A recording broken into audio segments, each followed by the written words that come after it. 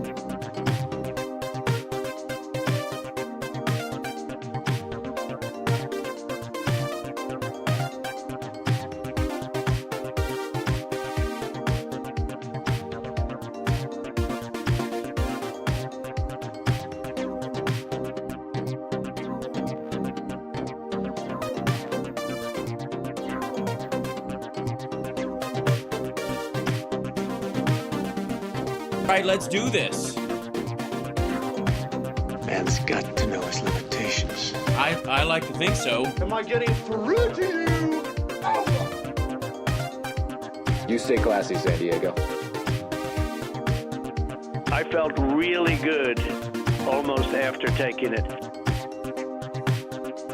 We're almost there. Almost there. Hey, look at that. It works. Is my mic on? Yeah, mic's on. Audio is flying. You're there. I'm here. Check Twitch. Is Twitch not happening, or is it happening and it's just too much? Let's see. Stream Twitch says it's there. Check Twitch in general, or what? Stay on target. You can hear me? Everything's good? Yes? This is who's on Twitch? That's a good who's on first question. I don't see anybody in the chat from the Twitch area. So, but it says I'm up there, which is weird. I don't know why that would be a thing. I guess I'm gonna have to do the old technological thing that I do whenever there's trouble, yeah? I'll throw the switch, and I'll throw the switch again, and see if it comes back on. Yeah? Did it work? Let's see, 3, 2, 1. It seems, sending data. Sending data. Seems confused. We don't know. Still sending data. We don't know. I don't know why. Streaming. Sending data. Oh, there's something going on with Twitch. What's happening? Is it not logging in? Is it one of those things where I had to re-up the login stuff? View on Twitch. I'm checking it. Login stuff. See, that's me. No. Okay, it's working. It just isn't referring back. I don't know. The chat is not showing up in our chat room temporarily. There it is. Good. Yay, it worked. Okay. I don't know what the cause of that was. Just a big ghost in the machine. But I think we solved it, and I'm very proud. And at no point during that, little kerfuffle, which we often have kerfuffles here, if I do say so myself, during those kerfuffles, I'm glad that I never say, "Are we streaming? Are we streaming? Are we streaming? Are we streaming?" That's one of my favorite things about There should be a, like, if somebody wants to create an AI editor for streamers, it would take off the first minute of the, is it work? Are we there?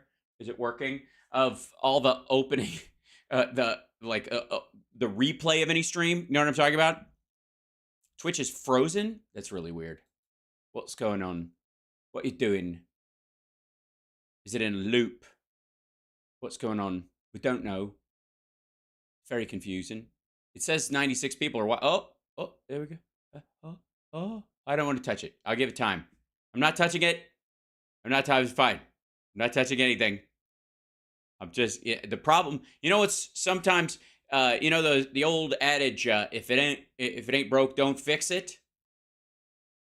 I think there's going to be some sort of a variation of that for live streaming, which is, if you don't have a direct solution, do not attempt one, because you will muck up whatever computer resolve will happen due to common delays. It's not as poetic, I'll give you that. I'm sorry. It would be nice if it was, but it's not. I refreshed my Twitch and it felt good, I have to admit. Lots to cover today. It's a Monday, so of course, the maniacs, the freaks come out at night. And there seems to be a lot of like, you can't always get what you want, but when you do, you still get fucking mad. I'll give you an example. All right. Here's a good stupid example. We don't even have to do this whole thing, although it's mercifully short compared to the other stuff. Ladies and gentlemen, I present to you Glenn Beck, who can find a hole in his own head about any issue, and that's just his own issue. Suspicious special counsel is his concern, that all of a sudden they're getting what they want out of Merrick Garland. A special counsel has been assigned to the Hunter Biden case in the jurisdiction where it would be, and they're like, wait a second, and it's a Trump appointee, and like, and these motherfuckers just can't take yes for an answer. It's Glenn Blech. That's good. I like that. Glenn Blech. We'll call him that. Let's go to Washington now. Oh, boy. Excuse me, it's called the Swamp, and no one goes there except all the local politicians who apparently can't wait to get a job that requires them to be in D.C. more than their home district most of the year. You know, because, you know, Washington is so out of touch. And they go there to prove it by being in Washington. So we have now a worker's shirt that you sell to try and drum up funds. A Blaze shirt. I mean, honestly, what is it? The Blaze got its own filling station now? A special investigator, a special counsel. I'm going to get annoyed, aren't I? I can feel it welling up. You feel it welling up, yeah. Except he's not so special. Well, he was appointed by Donald Trump, so, you know, obviously that best people bullshit is, I mean, we now know. That was ridiculous. It's David Weiss. Who's David Weiss? The guy who just did the sweetheart deal. Well, wait. What sweetheart deal? In special counsel is not supposed to be the guy who's already been doing the investigation in the government. It's a special counsel, somebody that comes from outside the government. No. And they don't just hire strangers for this shit. That's very Trump, but no. Then starts looking at what all of the other people have collected. He's supposed. Yes, that's how it works. I didn't realize that. So we're all straight on that. That is now how special counsels work. It's that everybody drop what you're doing. We're bringing in an outsider, and he's going to review your shit apropos of nothing. Why couldn't we put the guy in charge who's been going through? He's too close to it. Supposed to be somebody that's not connected to this at all. This is the guy who made the sweetheart deal. This is the guy who said, yeah, you know what? We're not going to look there. I tell you what, let's hold off. What time does the statute of limitations? Statute. You fucking snowball. Right. Now they've expired. All right, you can look into it now. That's that guy. Very strange. Again, it's very strange. I find the most strange thing about it, honest to God, the strangest thing about it is that he's a Donald Trump appointee. And apparently they've had no complaints up till this point, until after Trump left office. They apparently set this motherfucker on this beat a long time ago. Whoops. It seems at the very least, it's a free pass to not have to testify to the House. Yeah. Right? Like, so usually a special counsel would not have to go and testify to the House. Now he's sort of in that protected status. So the planned testimony that was supposed to happen here in September or October is now not going to happen, most likely. Unless the Democrats or the Republicans stand up and say, enough is enough. Yeah, that won't do it. They can't even sing the Eddie Murphy song, Enough is Enough. It would have the same impact. Enough is enough. Is that enough to do? Can they force? I don't know. Honestly, I don't know. No, they cannot. Force the law? I don't know. Is that the law? Yeah, it is. So no, it is not. They can require him to come even if he's a special counsel. No. I'm saying... Stu caught Glenn talking out of his ass, and now Glenn's going to invert his talking point. Let me see if I can find the... find your... use the same technique you use with both hands in your ass. You'll come up empty. I am saying that the law is that he has to be an outside of the government counsel. That's the way it works. Is it outside of the federal government is how they're getting away that essentially? Yeah. Because he's not, he's from Delaware. Trump appointed, by the way. That's people keep bringing that up. Yeah, but. Yeah, why would they bring that up? I can't imagine. It's a little bit squishy. Yeah, it's a little squishy on that, but still, it's a point. Like, and I will say, like, it is a point. It is the whole. I mean, between Eileen Cannon and this dude, shut the fuck up. Looking back at it, I tried to track this down a little bit this weekend, and I didn't spend a ton of time, so maybe I'm missing something on this.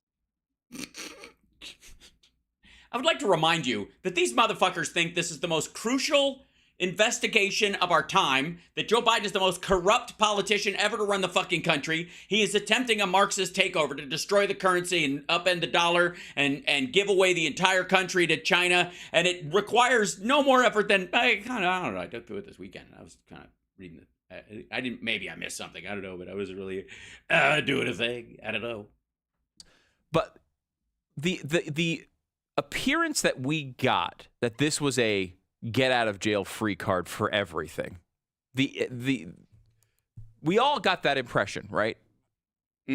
This was a deal. It all dealt with was the gun charges and the income tax charges. But what it meant was it's a free pass for everybody. Like, you just get off with that. And then they went to court, and the court asked Hunter Biden, what do you think this is? And he's like, well, this is it. All my charges are now clear, and this whole period of my life is now, I'm get out of jail free for that. And then they asked the government, and they said, what do you think it is? And he said, no, actually, it's just for these two charges, and this is ongoing. The only reason we really have the impression it was a get out of jail card for everything is Hunter Biden's attorneys. Right? Like, I can't find a place where the government said this was a get out of jail. Which is weird, because who runs the government right now? Anybody know? And even I think this is the deeper thing. Does anybody know if indeed the guy who runs the government currently has a connection to Hunter Biden and might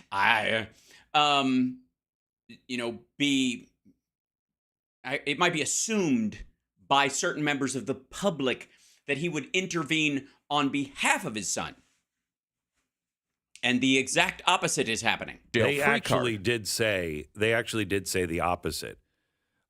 When in court, the Hunter said, yeah, this is his attorneys. Yeah, let's get out of jail. And the attorney said, well, no, not exactly. That's what I'm saying, though. Yeah, and that's the only thing I've seen. So my impression...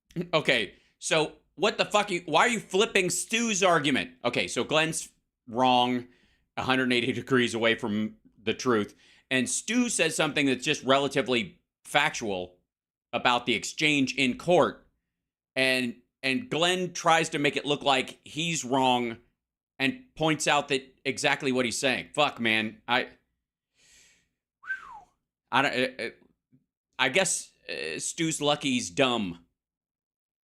Of this being a get out of jail free card from the moment that deal was made is at least mostly based on Hunter Biden's attorneys saying it, which of course Hunter Biden's attorneys are going to say that. Why not? Why wouldn't you say it? And the media ate that up and reported it as if it was fact, but I can't find a point where the government are you saying said this. Maybe David Weiss isn't so bad? I'm trying to say, like, maybe. Yes, that's exactly what he's saying, asshat. This is the only way I can come up with it. And I think there are holes in this. Look, this is Glenn's other things occurring to me for the first time because I really haven't thought it through and I live off a specific narrative. So therefore, any new information must be met with confused paranoia face. Theory, because of what you were talking about with like delaying and how long this has taken and how they've been able to lock it down. But is it possible that Weiss didn't actually cut this sweetheart deal? He just gave him the deal, which I think you could still describe as sweetheart on just these two pieces of the investigation, right? Like you could say just like, for example, the gun charges, they basically shrugged their shoulders and said nothing was going to happen.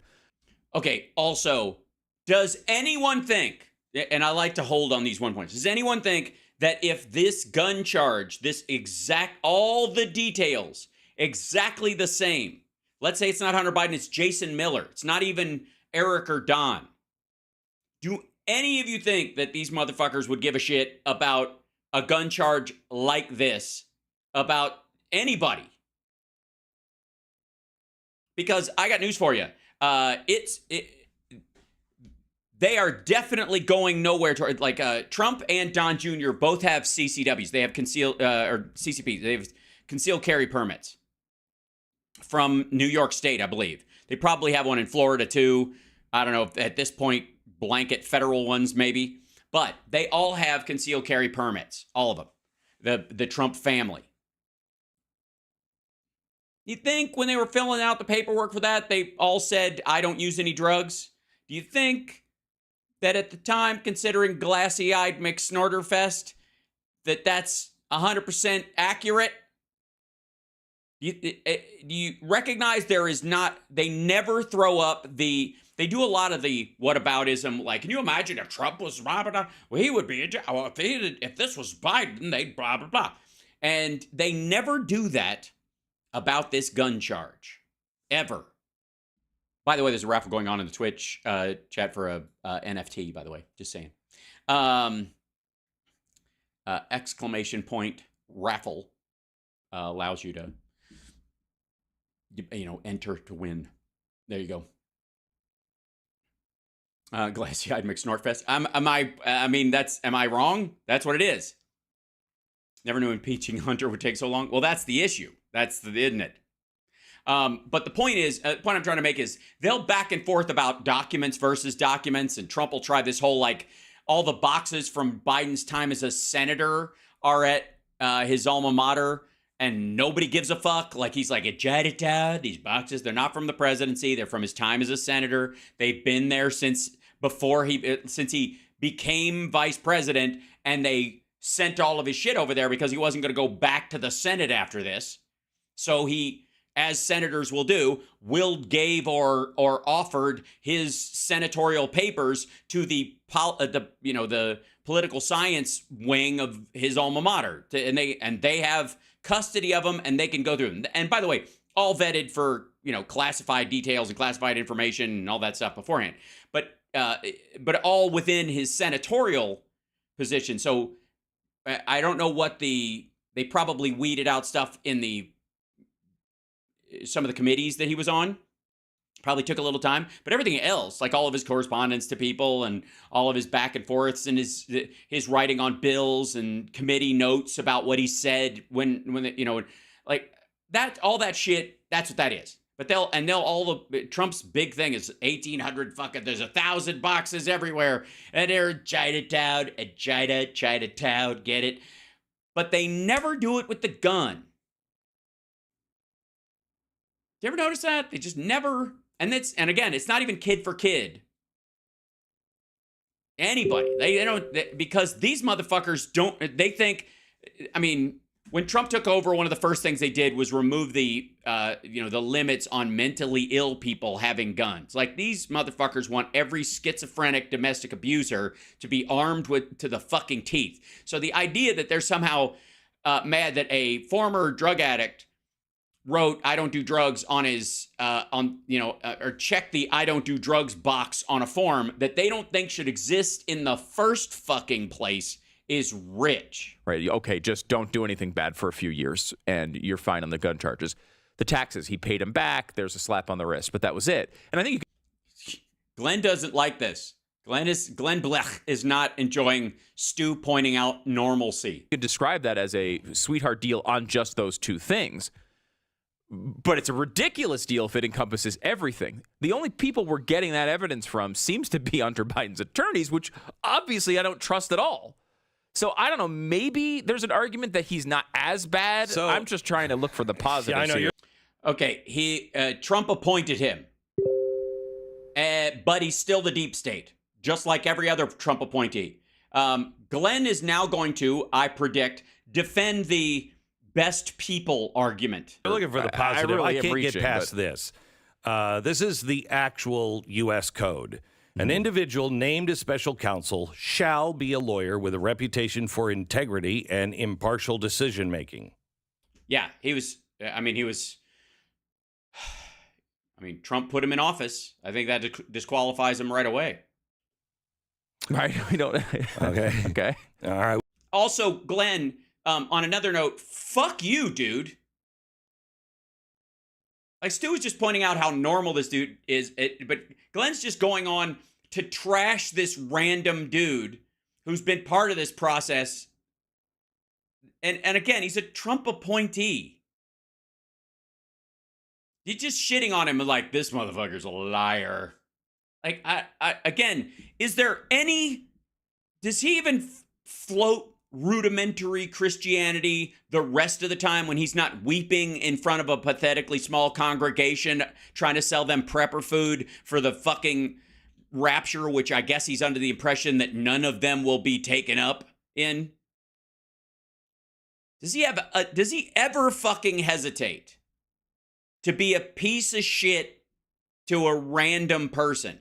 We can argue that. Okay, sure. With the appropriate experience to ensure both that the investigation will be conducted ably, expeditiously, and thoroughly. Expeditiously. It's a great website. It's a travel website but the pages move too fast for me. And that the investigative and prosecutorial decisions will be supported by an informed understanding of criminal law and the Department of Justice policies. I don't think you got a problem with that one. Mm-hmm. The special counsel. By the way, he says that that way because the assumption is that he knows how the DOJ works. It works like a criminal enterprise that's going after Donald Trump. Shall be selected from outside the United States government. Special counsels shall agree that their responsibilities as special counsel shall take first precedence. Yes, he's a state officer. The federal government can use people who work at it. That doesn't mean they have to be in private practice. In their professional lives, and that it may be necessary to devote their full-time life to the investigation, depending Unlike Stu glancing over the weekend on its complexity and the state of the investigation. So it says right in the code, shall be from outside the United States government. Now, I guess their out would be the United States government refers to the federal government, right?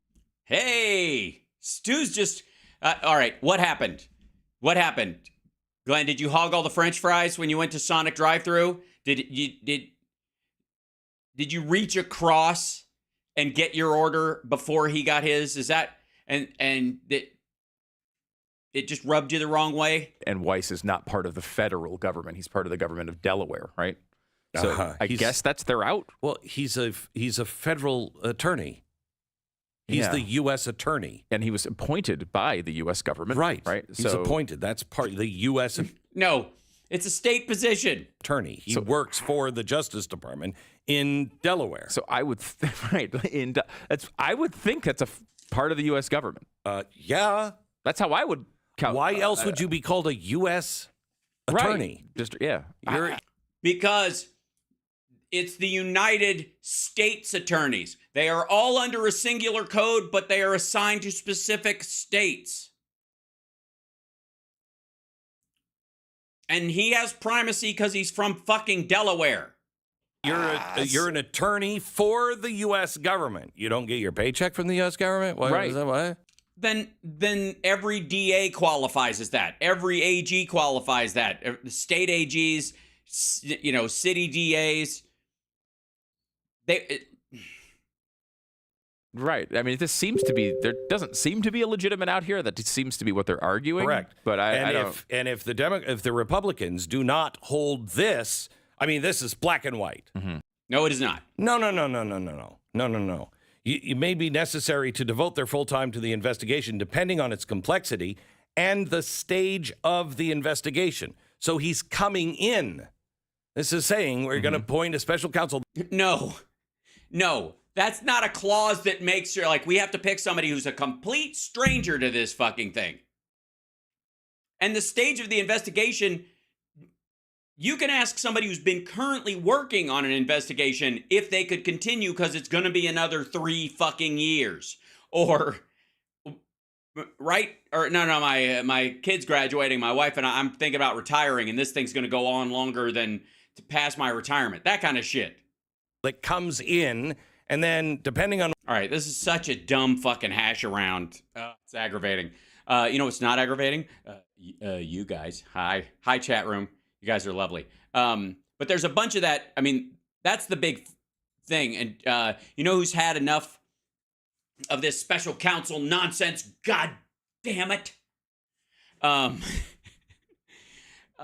Judge the Meanie over here. Judge Janine has a thing where she's filling in on Hannity, I guess? Or is she the guest? It's a Hannity special, which sounds like a really terrible sandwich. Just, I was about to go into what's in it, but I don't want to get demonetized. I already am. Never mind. What's how? How you guys doing? By the way, like, subscribe. It's Hal Sparks, Mega Worldwide. Yeah, it sounds like a slang term for diarrhea.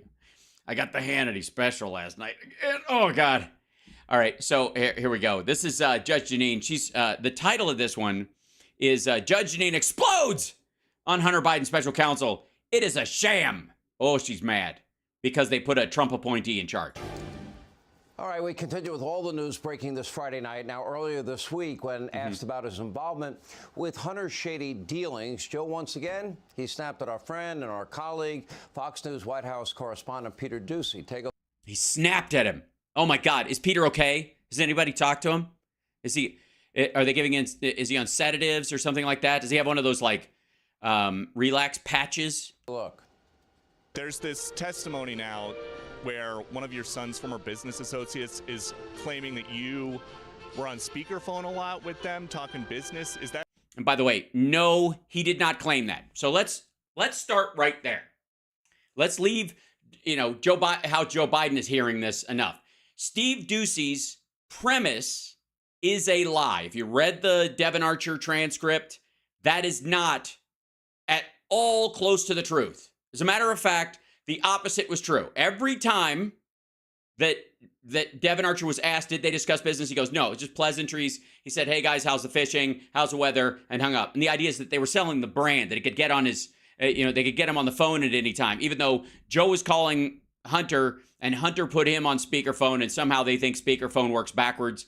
Like you can dial into someone's fucking speakerphone. Super weird. But just pointing out that the premise of the question is a lie outright. It's not what was said in the testimony at all, period, end of story. So how he is framing the question itself is a lie. Watch. Listen to the word. There's this testimony now. This testimony now.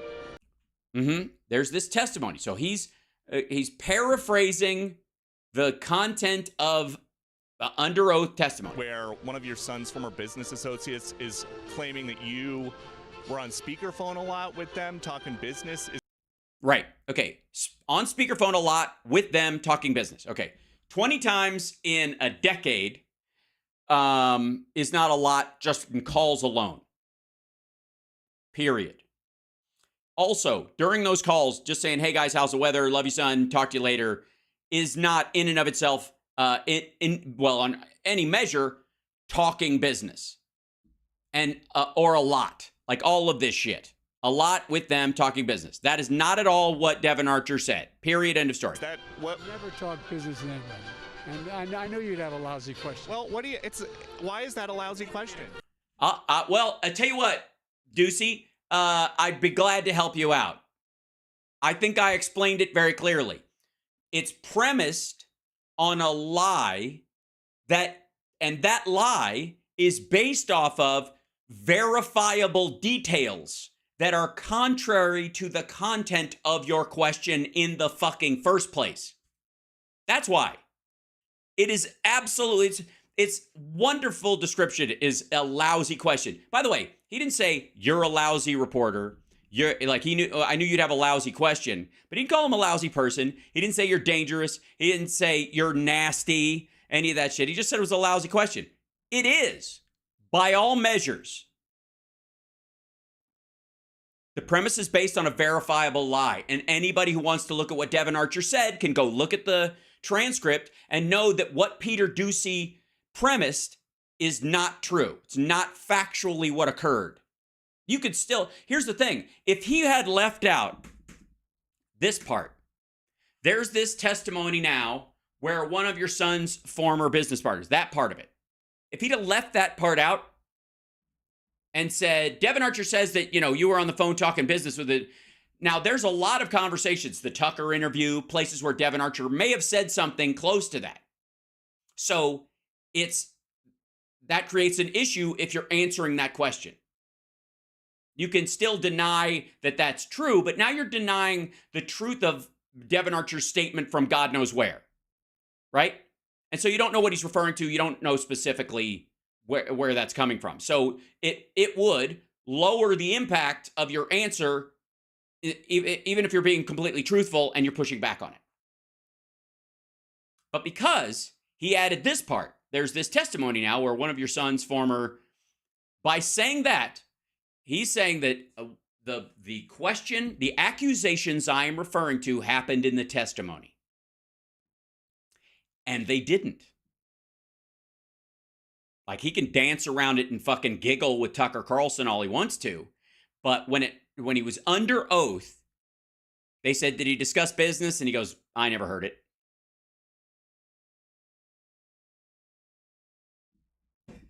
Now, where one of your son's former business associates is claiming that you were on speakerphone a lot with them talking business. Is that what? Never talk business in anybody. And I know you'd have a lousy question. Well, why is that a lousy question? Because it's not true. All right. That's exactly right. Points Joe Biden. Sorry, Sean, you fucking twerp. Just for the record, I would just like to, if I may. Here with reaction, the co-host of the hit show. Ugh. You can't do that to me, man. I don't know, do a crossfade or something. Shit. The Five, our friend and great legal mind, Judge Jeanine Pirro is with us. Judge, great to have you. I keep calling this the anatomy or the evolution of a lie. I never spoke to Hunter, my brother, or anybody about our foreign business dealings. 3 weeks ago. No, it isn't. If you change the question and the person uses different English to describe the exact same thing, premising it on whatever the focal point of your question is, their description of what's going on is going to change some. But if you line up what he just said, fucking hell, look what Sean Hannity just said. This is actually this is like a lesson in bullshittery. Listen to this stuff. Okay, well, first of all, let me jump back. Let's go to Joe's answer to the question. Talking business is that. He goes, I knew you have a lousy question because it's not true. Okay, that's pretty definitive. It's not true. All right. Okay, hold on. Is that he goes, that's a lousy question. And I know I never talked business with anybody. That is the same thing he's been saying all along. He never said, I never met any of my son's business partners. It's absurd to assume that he would. But saying I talk business with somebody or I discuss business or we discuss business deals or any of that stuff, he categorically has denied it the entire time. And he stuck to that denial the entire time. And if you have evidence, again, which they still don't have, that that's not true, I've yet to see it. And you can't assert that you've got evidence you don't have. That's it. Okay, I never talked business with anybody, and I knew you'd have a lousy question. And then he goes, why is that a lousy question? you'd have a lousy question. Well, why is that a lousy question? Because it's not true. Right, okay, so back here. So he breaks this down. Janine Pirro's with us. Judge, great to have you.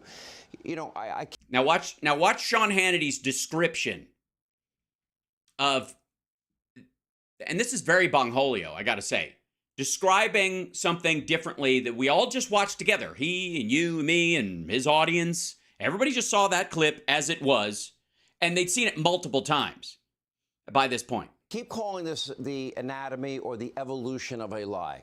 I never spoke to Hunter, my brother, or anybody about our foreign business dealings. 3 weeks ago, Devin Archer testifying and new information coming out. As we've been saying from the very beginning, the president never was in business with his son or his brother or other people. Yeah, and he finally did have contact with all these people, but they never talked business at all. And the big one is, oh, James Comer didn't show any direct payment to Joe, so it's all okay. Joe's fine. Well, okay, if that's the big one, then let's see the direct payment to Joe. But also, did you notice how Joe's language about it doesn't change? Now, other people, White House spokesperson being asked random questions or whatever and how they direct it, and they go, what's our direct position? That's fine. But Joe, in terms of what he's been saying, has been pretty fucking direct. You got to give him A for just flat out lying and creativity, but not one of those things is the same thing. That's the run of it. All right. I don't get it. Do you?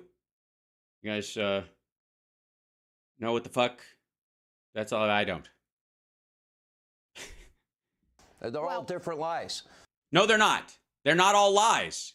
They are all normal conversation with different questions about different aspects of a case. And worst of all, they're this asshole paraphrasing what was said. Which is why, that's why I like soundboards. Because they give me a certain freedom that I don't think they get elsewhere. You know? We're going to be appointing very pro-crime judges. I mean, when the man says it, the man says it. I've been involved in the two greatest scams in American history. Yeah, I mean, there's a level of honesty that you can't escape. I had to beat off In his sock drawer. Right. I mean, I've got recordings. They are different lies, and you have. Are they? How? If they're different lies, then one of them is the truth. How many lies can you tell about the same thing and still be on the opposite side of it? I have to give them credit, and I. Yes, they bested you. Agree with you for carrying on a lie and basically a cover-up for the last 2 years, 2.5 years. Joe Biden has been in government for almost half a century. Right. And the extent of corruption that you think exists all boils down to a dinner meeting in 2017 after he had left office, and the presumption was he's too old to run for president again. It was going to be Hillary, and she was going to be 8 years, and that was that. His wife is a school teacher. They have multi-million-dollar beach houses. And you can look online at their financials and see exactly how they paid for them. They have all kinds of property. By the way, they don't have multi-million-dollar beach houses. They have a house by the lake. Just for the record, that's a lie. You can't add fucking magic houses to people's balance sheet. But I'm, you know what? Who am I to question? She's the one with the keen analytical mind. All kinds of money. He's worth $8 million. And what? $8 million? Excuse me for a moment, if I may. I got to look at something real quick. Where is it? Let's see.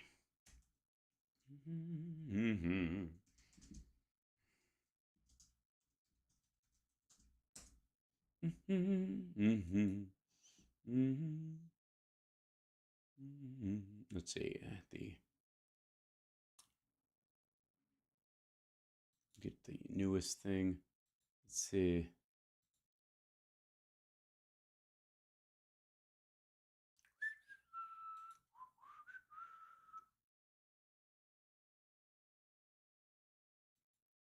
Yes. Oh, it's fucking Reuters. Whatever. Get out of here. I gotta find a version of it. Let's see. She said 8 million, right? Yeah? Is that what she said?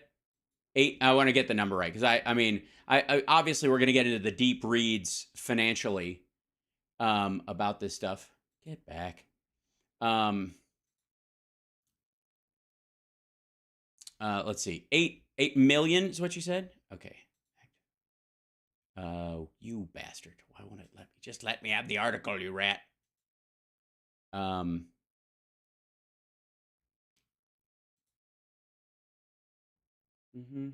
Let's see. Okay, and this will be here. We go to there. Hey, look at that. Before giving billions to Jared Kushner, Saudi investment fund had big doubts.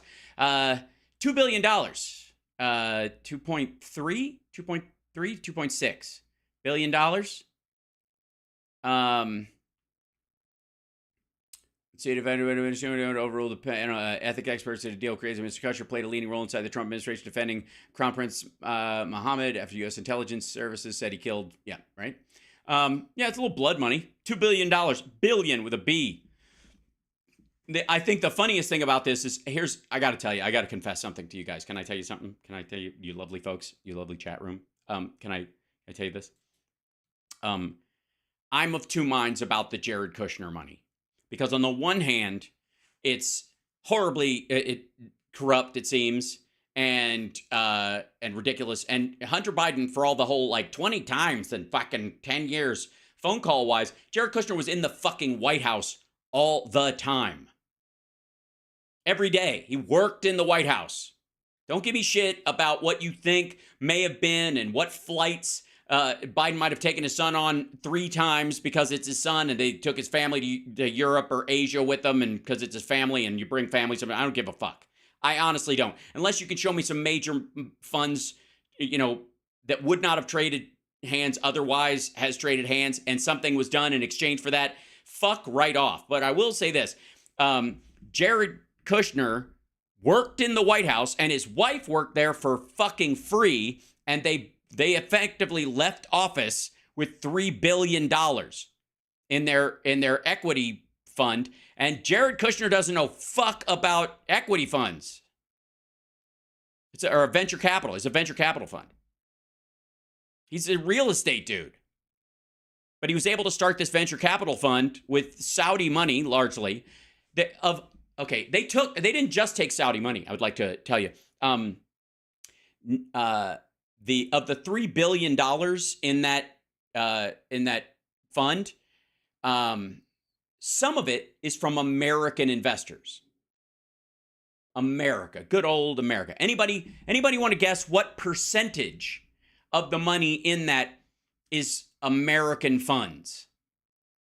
Now, Jared knows a billionaire, allegedly. Allegedly, his wife is the daughter of one. So you'd think maybe he chucked in $1 billion, maybe that's what it is. 1%. 1%. They got a couple people who are right. Yes, 1%. 1% of the money is from the United States. All of the rest of it is foreign fucking money. And not just rando foreign money like rich French people, rich Brits, whatever. Fucking 75% of it, practically, maybe 68%, is Saudi. And the rest of it's like UAE and Qatar.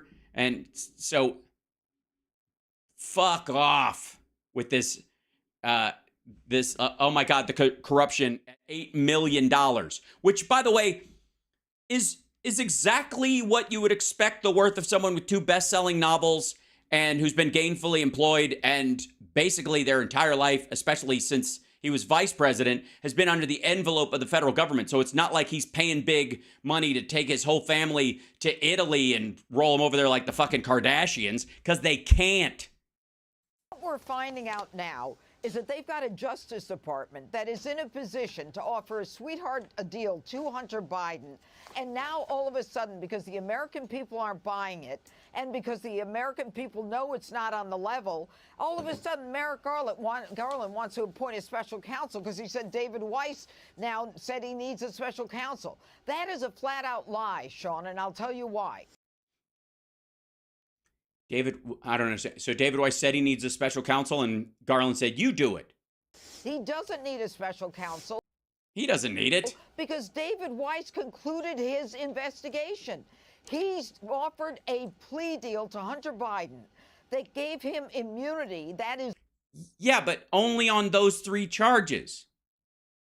Legal protection against any prosecution in perpetuity. So if you give someone legal immunity for the rest of their lives against any prosecution... No one has that. And you know who's about to find that out? Steve Bannon. Nobody has that. What the fuck? This is keen legal mind, Judge Janine, if I may. That's her. I mean, this is just fucking gibberish. Nobody is offering immunity for the rest of your fucking life. I mean, you could argue that they can't, offering effectively double jeopardy protection because during the exchange about the plea deal, you will cop to some things. This is how plea deals work. And I would love if Sean Hannity would ask her, have you ever done a plea deal? How does a plea deal work? Boy, you want to see this whole fucking line of blather collapse? Have her describe how a fucking plea deal works. Because what you're going to have is, all right, we're going to do a plea deal. He's going to cop to man 1, but we want to know where all the bodies are buried and all that kind of shit. If he lies to us or doesn't give us all the information, deal's off. And so a person guiltier of a greater crime pleads down to a lesser crime so that the government can have all the information and all the evidence about the others. That's how it works. And if they've lied about that stuff, then the deal will be void and they'll get charged for the other shit. And they willfully walk into that lack of, Fifth Amendment protection because of that.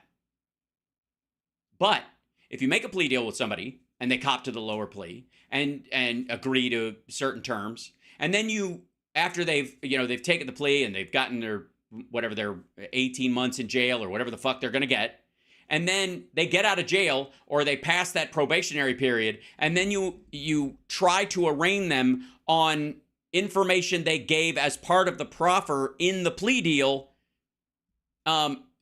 you broke the terms of the plea deal after the fact.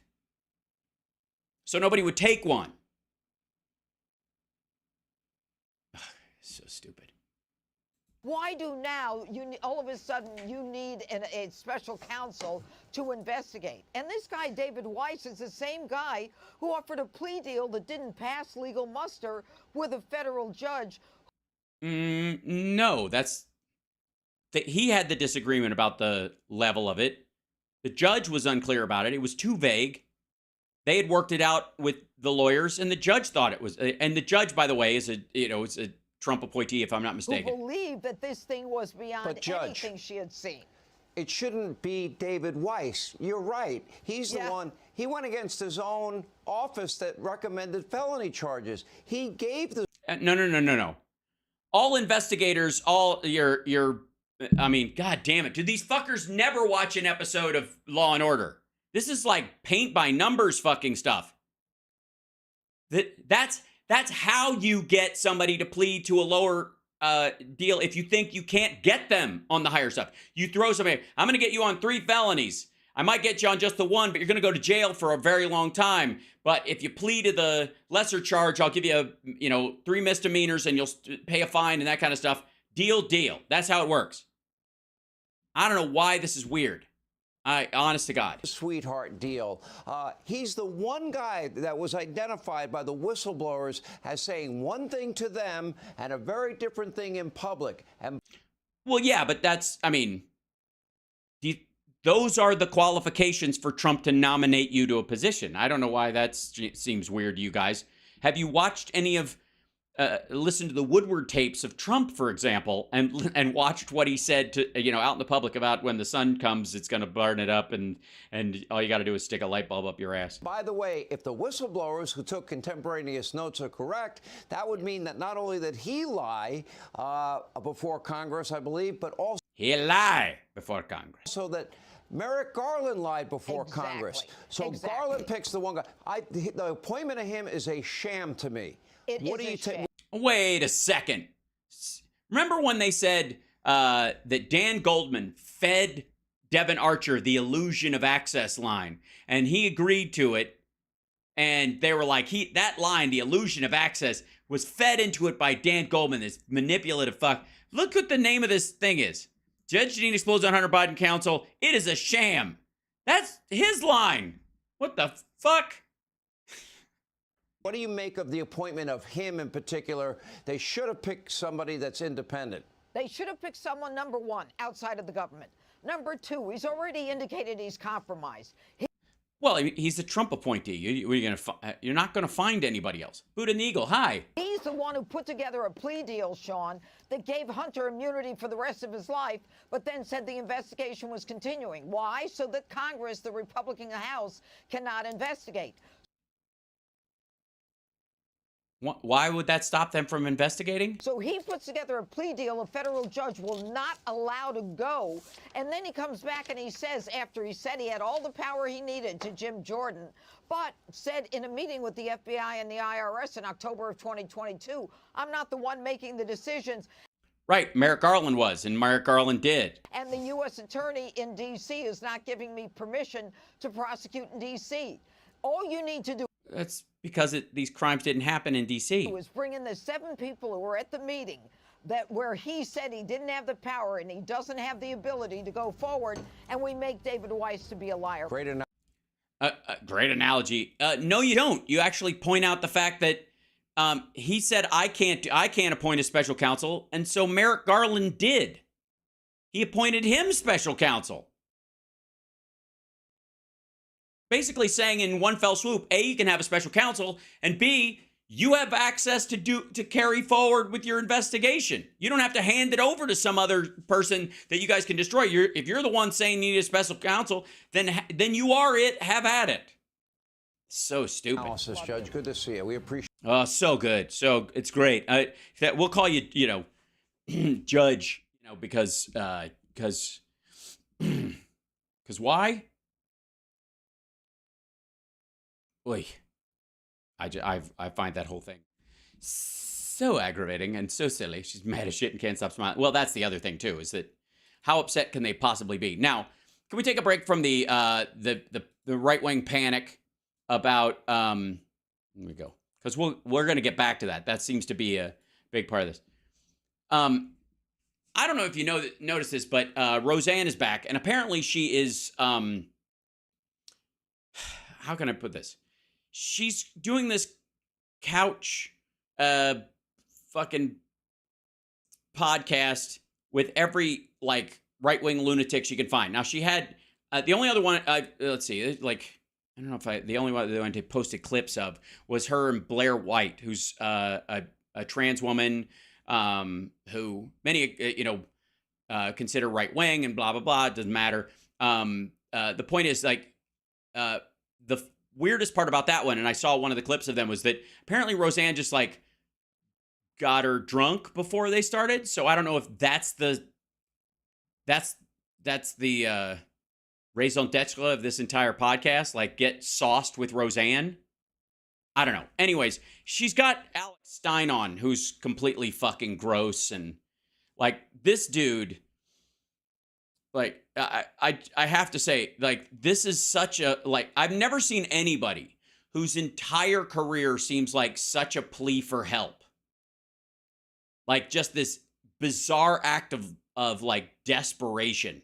You know what I mean? Like everything seems so like there's like a clinginess. You know what I'm talking about? It's unique to him. But this is apparently he's on Roseanne. Alex Stein tells why World War III is imminent. Now I thought we were on the cusp or the brink, but apparently it's imminent or both. And he might be drunk or high. His eyes are a little glazed, and it is Roseanne. But we'll find out. You think we're going to World War III? I mean, I think. Do you think we're going to World War III? It's inevitable because I do too. Because they want to have war. They America need it. We don't produce. They're all invested in it. Yeah, we don't. We need war. We're all invested in it. Who? If we're all invested in it, why not why not goose the investment? Why get out of Afghanistan at all? I'm dead serious. If the whole point is, why not fire on all cylinders? If the idea is to spend more money and just open up wars on all fronts and all that bullshit, then why move out of Syria? Why? I don't get it. I'd like, honest to God. And again, or why not send troops in then? Why not backfill troops in Ukraine and call Russia's bluff and all kinds of crazy shit? Make anything but bombs. Halliburton, Raytheon. So when our biggest industry. We don't make anything but bombs. This is what happens. This is I've seen this happen to like RFK Jr. This is what happens when you get all your news from the feed on your YouTube channel, and the algorithm just paints you into an intellectual cul-de-sac. The fuck is selling military equipment, then it benefits us. Like that's what they told us. One moment. Let's see.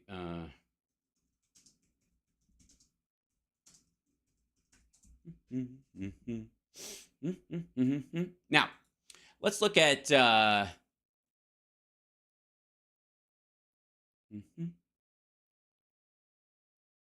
Let's see. The United States. Let's see. Let me go open this. So, U.S. Does dominate the arms trade. We do sell more than anybody else. We sell about 30% of the arms in the world. That's because we are the primary supplier for NATO. You take that away, and we would drop to nearly nothing. And our shit is ginormous. Includes satellite systems and anti-missile defense systems, just giant fucking ships and stuff like that. Whereas Russia sells mostly small arms to conflict zones all over the fucking world, and they're number 2. The big picture, Russia slipped into an increasingly distant second place while China's share of global exports stay relatively flat. It's because they're selling it mostly to Russia and their shit doesn't work.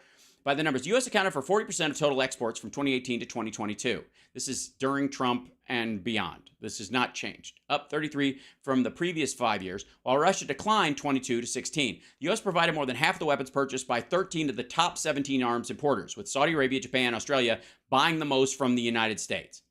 So we're selling, and these are boats. Like remember, we just signed a nuclear sub deal with Australia. Russia sells the weight of a nuclear submarine in small arms to, Boko Haram. So if you're talking about who's causing direct conflict in the world, it should be relatively obvious. The world's top arms importer, India, reduced its purchase of Russian weaponry by 37% from 2018 to 2022 versus 2013 to 2017, though Russia remained India's top supplier.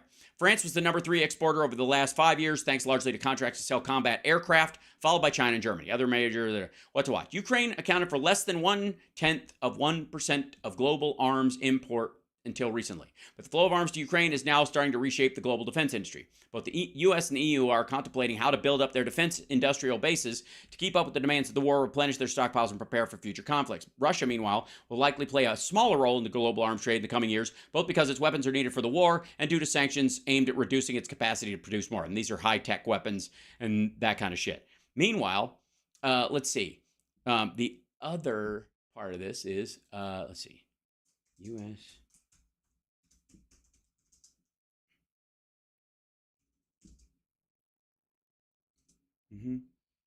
Okay. United States. Let's see. Total manufacturing. Okay.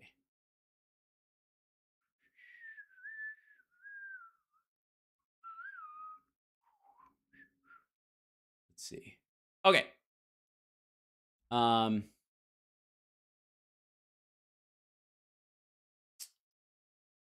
Yeah. Okay. U.S. Let's see if I can find the top 10. All right. Yeah. Here's American exports. Just I'll show you this real quick. The number one export of the United States and also the number one production aspect of the country is chemicals. We make more chemicals than anybody. Chemical manufacturing, which is in this is $390 billion dollars, whatever. Okay, top 10 United States manufacturing opening sectors: pharmaceutical and medicine manufacturing. That's not just making drugs. That's also making all kinds of medical equipment, MRIs, shit like that. All right. Second is aerospace product and parts manufacturing. Now, fighter jets and bombers and all that kind of shit are definitely in there. And so are spy satellites. That would fall in under some of it, and a little bit under the next category. But a lot of it is just the commercial aircraft that exist. Think of all the Boeing planes throughout the world that are used and repaired and replenished all the time. All right. Now, navigation, measuring, electromedical, and control instruments manufacturing. That's kind of that mix of what I was saying with the medicine manufacturing. That's MRIs and machines like that, but also, satellites and GPS systems and shit like that. Motor vehicle manufacturing. Semiconductor and other electronic component manufacturing. Beverage manufacturing. Medical equipment and supplies manufacturing. Other wood product manufacturing. if you know what I mean, and I think that you do. I like wood. Mm-hmm. Deeper and longer. Stop. So, computer and peripheral equipment manufacturing, motor vehicle parts, and other general purpose machinery manufacturing. These are the top 10 areas. Maybe in aerospace product parts and manufacturing, you could say that a portion of that is military stuff, but it doesn't even make the top 10 as far as our exports. That's how much shit we export to the world. Now, motor vehicles and parts, that's the, again, overlapping between trucks and vehicles and tanks, I suppose, would be partly in there, in this area. But look at these two areas.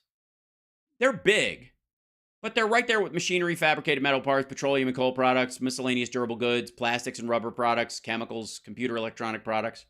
And again, a lot of stuff is made in Silicon Valley specifically, and then assembled in China, where everybody assumes we make that shit there. So, anyways, my point is, this fuckwad doesn't even bother to check that shit. This is where proof positive that their whole America First shine is all bullshit. In school books, like, oh, the war helped the economy, and you're like, huh, how is that? Oh, it's because we sold all the bullets, we made all the bombs, To both sides. and then we go and blow them up, and then we got to recharge all of the taxpayers for these bombs. So listen, no, if you sell all the stuff, you don't have to, quote, recharge all the taxpayers for that, because if we give it to another country, they either lend, lease, and pay us back, or we sell it. Arms sales, and also these are private contractors. I mean, the U.S. will work with other countries and sell, mixes of the F-35, I suppose, be intermingled with the economies of other countries. But again, these are, the U.S. buys those goods from our folks and then sells them as well. They're making technically turning a profit on it for the taxpayer. the people are like, And then nation build after. yeah, oh yeah. And then nation build after. That's right. Because, would you rather go to Iraq now or in 1999? Well, he's a male, so probably. Yeah, we bring democracy. Yet when Hillary Clinton killed Muammar Gaddafi in Libya, now there's actually slave auctions. And as a matter of fact, he built a dam that gave water to millions of Africans in inner Africa, and she blew up that dam that gave clean. She did? Oh my God, she's a fucking badass. In the Spy Museum, do they have like her wetsuit with the duck on top that she used to sneak in? Water to hospitals, to the ruralest parts of Africa. That's demonic. She's amazing. She's the It best. is demonic. It's demonic. Make an African kid starve and dehydrate himself to death because you have personal beef with. Where did all those kids go? Oh, that's what it was. She has a personal beef with Muammar Gaddafi, an otherwise lovely fellow. They went to the underground house. They're Epstein's Island. They just went to Epstein Island. All you can eat buffet. Allegedly. That's all they had to do. It's a buffet. All you can eat. They're like, oh, I want to go. Fucking straw in a kid's head. They like A straw in a kid's head. That's the guy running Roseanne's show. That's what an all-you-eat buffet that they went to. That's now Dershowitz. They're not going to bitch about Dershowitz because Dershowitz defends Trump, and Dershowitz was one of the first people ever to set foot on that island. Why won't they bring him up? Why won't they have like a blanket rule? Because I think we've all talked about many times on this show that if at any point we find out that people we formerly liked were engaged in that kind of activity with Jeffrey Epstein, and I think there's enough like circumstantial evidence to say that Dershowitz did. If you find out that they hung that way, fuck them. I don't care if I did like what they were doing. But that doesn't seem to be a line these guys have. That melanin. Yeah, there's something to that. What? Hold on. Straw in a kid's head. They like that melanin.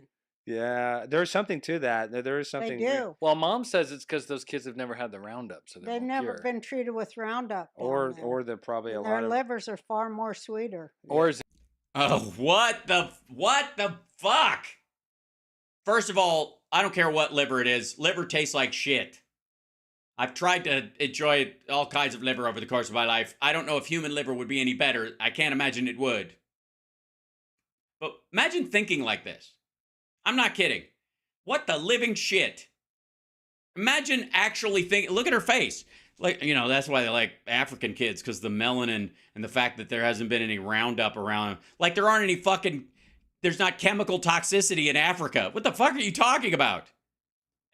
Yeah, Roundup. All right, fuck me. So let me get this straight. Somebody help walk me through this shit, because I was already getting into like manufacturing numbers. We're well past that. So this is this. All right, walk me through this. So the global elites that control the entire world and have like baby eating farms. Have to go all the way to Africa to get children to cannibalize because the children are not, they're not surrounded by Roundup and therefore they taste better. Well, then why wouldn't the global elite, hear me on this, just get rid of Roundup? Why would it let what? Why wouldn't it wouldn't that bring the crop closer to home? I'm using too much logic, aren't I? I'm not, I even know why I'm trying to. What the ever loving fuck? Their livers taste, and by the way, look at her, but look at Alex Stein trying to do there's something to that. Like, sane person sort of realizing you're in a crazy person's house, and you're like, he's having an Anton Chigurh moment. If the rule you've used your whole life has led you to this moment, what good was the rule? Yeah, that's what's happening. He's like, fuck, if everything I believed led me to sit in the living room with these motherfuckers, and then I end up dead because they're goddamn crazy, what good was the rule? Ugh. Been treated with Roundup. Or they're probably a lot Their of. livers are far more sweeter. Or Xanax. By the way, I want to go back to that real No, quick. but they did all the testing in the 50s on Africans. Well, yeah, and Bill Gates was still. He's still doing it. He's still doing it with all those. And everybody's like, we love the Democrats. They're the party of freedom. Well, Bill Gates killed more children in Africa. Yeah. Yeah, that's what I do. I mean, I obviously I don't just say it. We all sing the hymn. But did you put all that together? We love the Democrats. They're the party of freedoms. Go ahead, Bill Gates. Kill more children in Africa. Because he's been trying to stop malaria there. And by the way, Roseanne couldn't give a rat fuck about African kids. None of these assholes are Jimmy Cartering their way through a construction site, trying to build houses for people who don't have the means. She's got a... I'm fairly... Like, she has this house in Hawaii, although I don't know that if that's where she is. She might be back on the mainland. For us, so we can have iPods. Yeah, well, whatever the fuck they're calling them. now. Okay, iPods were made by Apple. Bill Gates was Microsoft. But you know what? In the broad strokes, sure. Yeah, it all makes sense. They care about the environment, yet all these battery cars, they have to use slave labor to Children. to mine it. They're like, oh well. No, they don't have to. Actually, there's a battery factory in Marjorie Taylor Greene's district that employs a lot of people with union wages. But you know whose batteries, arguably, if you're saying they're made with slave labor, they're made in China that way at the Gigafactory that belongs to Elon Musk, their hero. Well. Yeah, oopsie poopsie. Oh well. Well, I think we covered everything. No, we didn't. No, we haven't covered anything. I'm joking. No, that's one of my jokes. Is you guys start and then you go 50 fucking, like we had 9/11. We spent half a second on 9/11 being an inside job. You guys gotta. Well, I talked about Operation North. No, because you were. Yeah, I mean, you can't just do that. Like, I mean, maybe you can. Is it like a QAnon thing where you just have to sit around and nod or say yes? Like, it's like the QAnon version of the emergency row on an airplane. They need a verbal yes that you believe in all this shit. Changing the subject. Let's go back to Well, no, I was just saying. No, go back to Northwoods. That basically what happens is you're speaking about Hitler, but Hitler made famous the false flag attack, where you attack yourself under your enemy's flag, and then basically, oh well, we got to go fight that. So they've had plans to do this all along. I mean, really. Wait a minute. So Hitler made it famous, and so that means we're doing it. You can talk about COVID. That could be arguably a false flag where you get your... Talk about COVID. That could be arguably a false flag. That's the statement. This is up on YouTube, by the way. This is...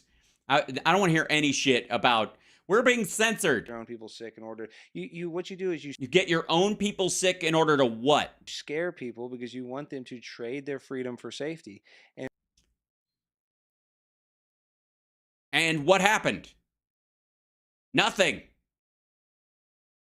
God damn it. Look, we did not change our entire lifestyle permanently after COVID. We dealt with a new pathogen that was very dangerous, that killed a lot of people, and was in danger of wiping out a generation of human beings. And we took it seriously for a period of time. And with whatever information that we had at the time to try and do the best case scenario. But we didn't, this motherfucker, I don't know how he got to her place, but he either fucking drove or flew, or she flew him or drove him, or some shit. They're not doing this from an underground railroad station. What the fuck? In the end, you're not going to have freedom, you're not going to have safety, especially if it's dealing with the government. So that's why with 9/11, Jesus Christ. Yeah, in the end, you're not going to have freedom. You're not going to have safety, especially when it's dealing with the government. I mean, you could tell because they because you can't even, it's not even safe. You can't even say what you want to say because it's dangerous because they'll just scoop you up. They'll just fucking scoop you up. Says guy in weird silk shirt on a silk couch with Roseanne in front of that's a silver plate with engravings on it or something into a Shure microphone being broadcast. That was the beginning. Like, that was the start of the New World Order. And I'm sure, obviously, they had plans before that. But for me, that was like their ritual. It was basically a snuff film. We all watched it. Good Lord. Wow. Well, COVID was like a live snuff film we all watched. By the way, doing a tongue jut when you say snuff film is cause for concern. We all watched people die. Everybody had an emotional response. And then it said, well, let's go and kill them Iraqis. And you had us like, Huh? Oh, okay, so 9/11 was, he's saying, okay. So he's layering idiocy, but he's saying 9/11 was an inside job so that we all watched this giant snuff film, and then they used that to manipulate us to go to war with Iraq. Anybody in the chat room remember protesting against the Iraq War? Were you able to say what you wanted to say? Did anybody get locked up as long as they were peacefully protesting or anything? Did it have an impact? Did it ultimately lead to a change in policy and then a change in president, and then that president dialed that down, and then the vice president of that office, because Trump didn't give a fuck, finally got us out of Afghanistan too? Remember that shit? Like a functioning life, like this motherfucker just takes for granted. Dude was in fucking high school. It was a brainwashing, and it worked. Yeah, it I was was going to perfect. join the military. Well, yeah, because Yeah, but you can't, obviously. it's always trauma inflicted, and then they introduce Trauma-based mind control is what they call it. is, right. It is what they call it. That's what I call it. I don't know if they call it that, but I call it trauma-based mind control.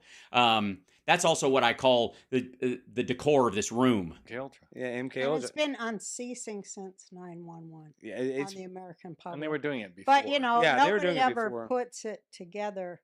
Yeah, well, thank God you're here, Roseanne, finally helping us put it together that shit isn't really happening and the world isn't reacting to shit happening. There's a giant puppet master who's freaking us out so that they can run a kid liver farm in fucking Africa because the livers taste sweeter.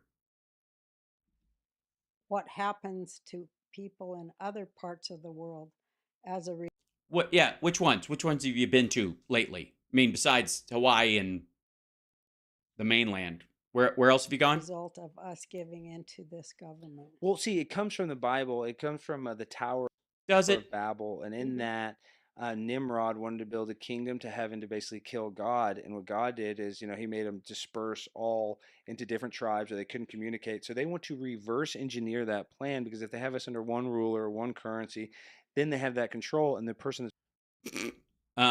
Okay. Yeah, that's not at all. First of all, that's where God refers to himself in the plural and confuses the fuck out of everybody. But let us go down and confound his language, because there is nothing that man cannot imagine that he cannot do is the problem. It wasn't that he was going to... Yeah, I got news for you. I don't think God was worried that he was going to be killed by a tower. It's really in control is Satan. And that sounds crazy, but there's no... Yeah, no. It doesn't sound crazy. It sounds stupid and manipulative. I believe everything. That's what we talk about all the time. Yeah. Yeah, of course you do. Yeah, because you're lunatics. I think so too. You're over the target. Yeah, I mean, that's literally the beast system that they want to have. And that's why, like, this digital currency, all this stuff, What? Get the fuck out of here! You wanted crypto, asshat. That friggin' Schloss von Klaus. Oh, Klaus God. He looks Klaus like Schwab. the devil. And he wants to eat bugs. You'll own nothing and be happy. I love the Yeah. outfit he wears. Like, he wants to be nefarious. Like Oh, yeah, he's They're leaned hiding into it. They're not dumb. Same with George Soros. Yeah. He's sending his gay son all around to do all this stuff. They know what they're doing. They're not dummies. He's sending his gay son all over to do these things. They know what they're doing. No, apparently they don't, because none of that has been implemented. And there aren't any plans. Like, this whole fucking everything's fucking imminent. We go back to World War III being imminent. If it's imminent, I know, CSL, you bastard. You had to get me into this fucking Gordian knot of insanity, made up drunk history. Yeah, this is like drunk Q history. They're laughing at us. Yeah, because they're the... Well, I am. They're not laughing. They're not watching this, Roseanne. They don't have time. They have real jobs. wrestling villain, the heel, the Hulk Hogan, or Hulk Hogan was a good guy. The Undertaker, they like being the bad guy because they don't care. Actually, Hulk Hogan was a heel. Yeah, he with went Hollywood New World Hogan. Order, NWO. NWO, he did turn Truth heel. in movies and truth in wrestling. Yeah, that. Yeah, or they're mocking your shit right to your face and you don't realize it. Hey, wrestling's a great one. Wrestling is so killer. Oh, It's so good, And the great thing about it, it's real.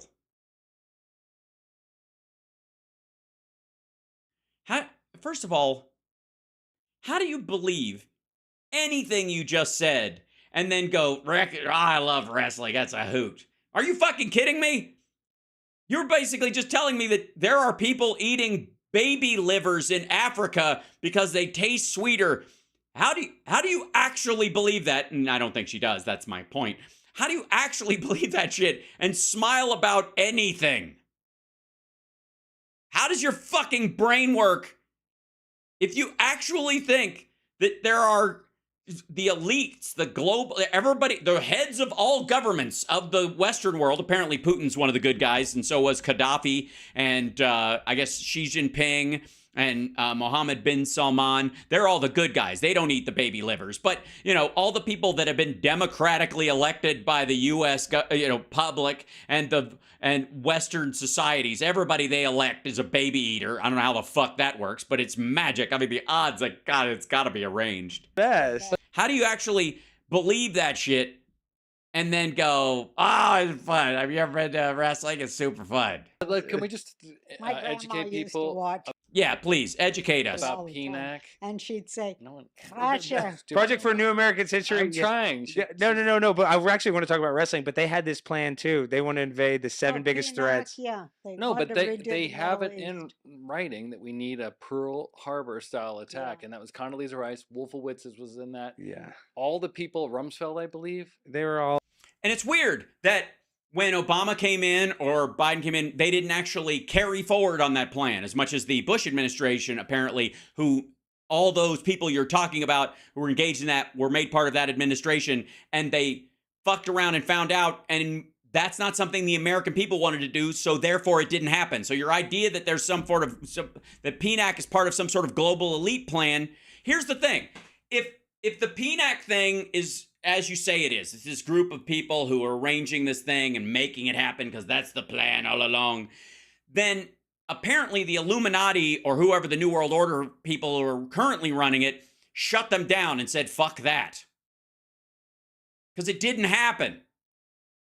You can't have a Dr. Evil level master plan that's part of the system and there's no way to escape it, and they control everything, the media, technology, blah, blah, blah, and then their plan doesn't actually work out. At some point, you just got to go, oh, fuck, this is just people doing people shit. They wrote this. Joe Biden is one of the co-signers on the Project for a New American Century, and he's the president. And so 9/11 was. And weird, is it? First of all, no. Secondly, I don't know what the fuck he's talking about, co-signers of the PNAC, but then why isn't he carrying it out? Honestly, because here's the biggest monkey wrench in that whole argument. Let's see. Why, if that's the plan, if he's part of the Project for a New American Century, and he's, the idea is that we're going to have this cascading war through the Middle East and control it that way, then why the shit is he negotiating a deal between Saudi Arabia and Israel, a peace deal between the two of them?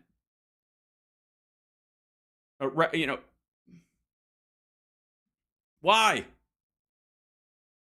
I mean, if we're just looking to sell arms, why bother? We're cutting. Where are we gonna? What about how are we gonna sell to these folks so they can kill each other if that's the only business we're in? If he's gonna go ahead and make a deal. For the hundreds of thousands of Israeli democracy defenders who tried to block Prime Minister Benjamin Netanyahu's judicial coup on Monday, the stripping of the Israeli Supreme Court's key powers to curb the executive branch surely feels like a stinging defeat. I get it, but don't totally despair. Help me away from talks between the United States and Saudi Arabia. Yes, you heard that right. When I interviewed President Biden in the Oval Office last week, my column focused on his urging Netanyahu not to ramp through judicial overhaul without even a semblance of national consensus. But that's not all we talked about. The president is wrestling with whether to pursue the possibility of U.S.-Saudi mutual security pact that would involve Saudi Arabia normalizing relations with Israel, providing that Israel make concessions to the Palestinians that would preserve the possibility of a two-state solution. Why would he even bother if the goal is to just set up a fucking baby-eating milkshake factory in fucking Africa and sell arms to both sides of that conflict? This is just so and again, here it is. Is there air conditioning in the studio they're in? Yes. Their plan. And not one person lost their job after 9/11. As a matter of fact, all the people got raises, and nobody lost their job. Nope. First of all, the entire Clinton administration, all the people that were there, had just lost their job. If they'd have stayed in, if Al Gore had won, and a lot of those people had transferred forward, it probably wouldn't have fucking happened. Lost their job. Jesus Christ, you're a Republican voter, dumbass. I mean, they tell you I right to your like how face. Reagan broke the air traffic controllers union 10 years before that. And Yeah, that was great. and I said, you know what's going to happen? Because, I mean, I'm a Jew. So I'm like, Israel would never do that. It's going to open America to terrorism. And that's Oh, I see. These planes hit the towers because there were scabs in the control. Fuck me. Shit. How in the living... all right. And let me just say, before I fucking... Can I show you guys something real quick? So I follow a lot of crazy shit on... you guys obviously know this. On Telegram, right? Let me show you some of the shit that I guarantee Roseanne and her son are in this nonsense are reading nonstop. I give you the Ezra A. Cohen Telegram channel, which is one of these things where you have to like request to be allowed on it. So I'm on under a fake name because I would have been turned down. This is Red Wave, get ready. It will be sooner than you expect. I don't know what the fuck that is. They put these things in. Henry Kissinger is on his last days, according to Ghost Ezra. The missing migrant children are now with Tom Hanks and Barack Obama. Hunter Biden, the child sex trafficker. I don't know, like this is him with his crying kid. HARP remains active because somebody made a Photoshop of a volcanic eruption and, oh, wait, it gets better. Ukraine will be joining NATO, ignore the lies. Eventually, sure. False flag warning, New York and California. Did I miss the false flag? This is days ago. The Kingdom of Heaven. I don't know. This is just, okay. 17 Zelensky body doubles exist. And that's a lot of livers. For those asking why Mel Gibson looked so unhealthy, if you scroll up to my post from July 3rd, we told you assassination attempts against Mel Gibson have increased dramatically since he saved those children from Ukraine. Trump assured him that he will be protected. What are they trying to do? Assassinate him with booze? He just looked like he'd been drinking a bunch. Donald Trump back in the White House? No. Biden removed in private. Next step is to remove him from the public. Huh? What? How does it happen in that order? I've kidnapped someone, but they're allowed to go to the store and all that kind of stuff, and they're allowed to go to their job and walk around and obviously make phone calls and that kind of stuff. But I've kidnapped them emotionally. The Marines are without a confirmed leader for the first time in more than 160 years. That's Tommy Tuberville. I don't know. Okay. Next up is the Navy and Air Force. I don't know if they're for it or not. It's weird. This is some other fucking page they do. On the ground, OTG, whatever. I don't know what the fuck this is. Shall we look? That's an RT video. Yeah, this literally has RT up in the corner.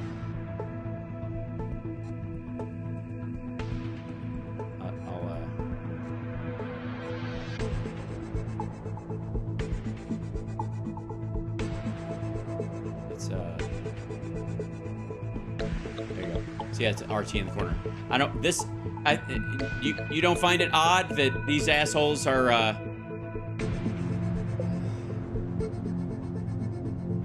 playing RT videos? That doesn't seem odd to you at all? All right. Anyways, expect a false flag in New York and California. I've been expecting it since your last post before that, and it still hasn't happened. Military rebellion is coming soon in the United States of America. There will be two armies, and they will both be in their sleeveys. Climate change false flags. This is apparently this helicopter dropping water on this fire. To them, looks like a crooked laser beam. Jewish space lasers, clearly. Major attack from Russia is coming. Okay, cool. We'll hang out. I don't know what this is. We'll see. Oh, this is somebody. Gretna, Louisiana. Okay. Well, that does it.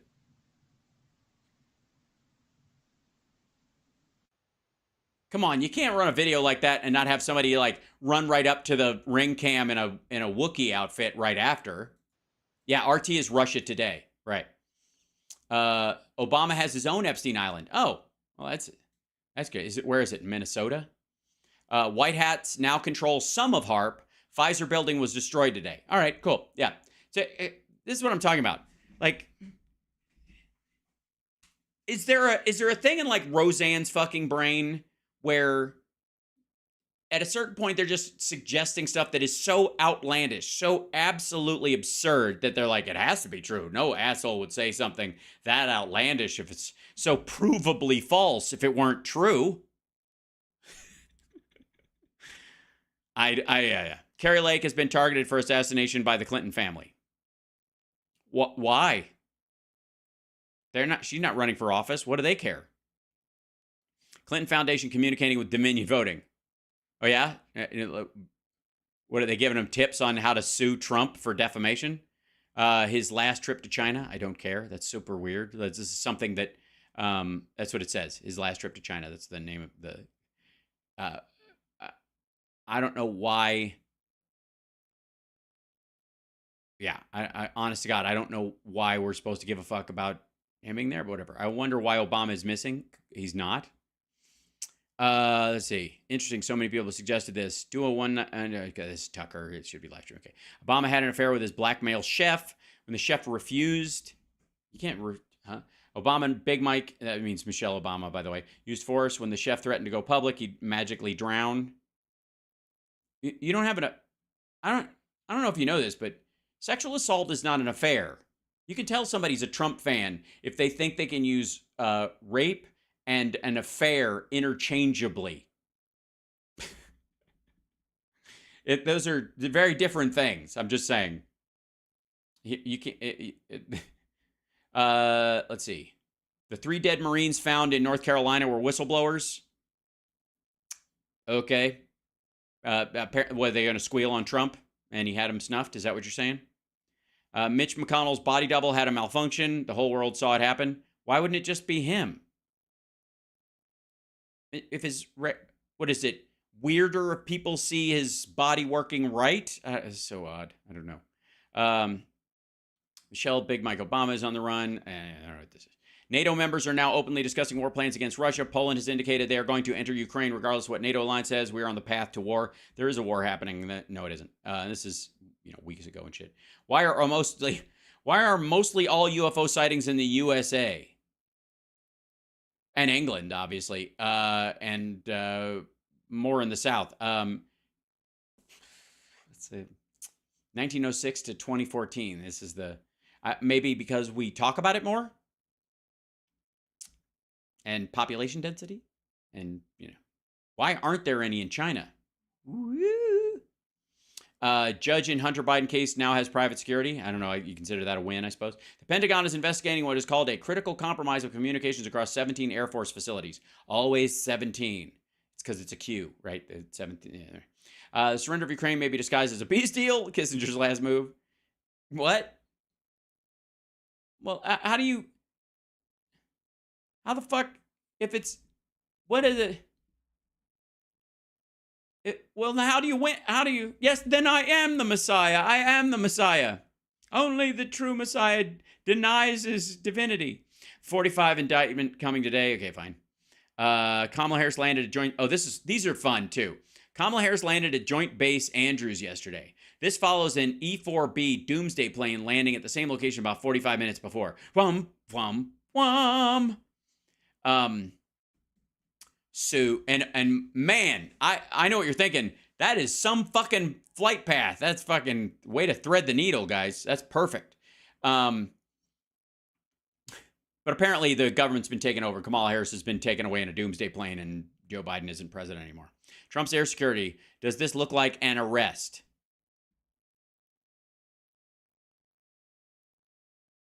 Huh? I'm not kidding. Trump's air security, does this look like an arrest?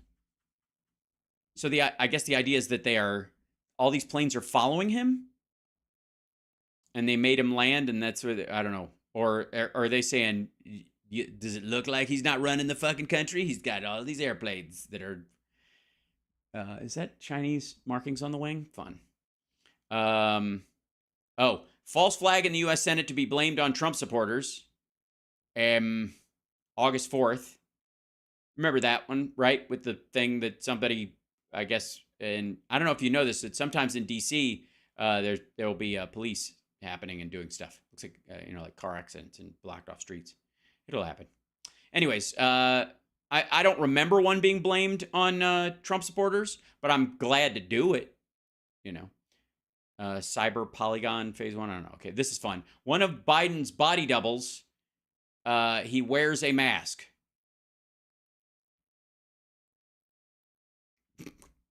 Yeah. Apparently, the mask has a forehead injury that Joe Biden doesn't have. And look how many people are. I'm pissed.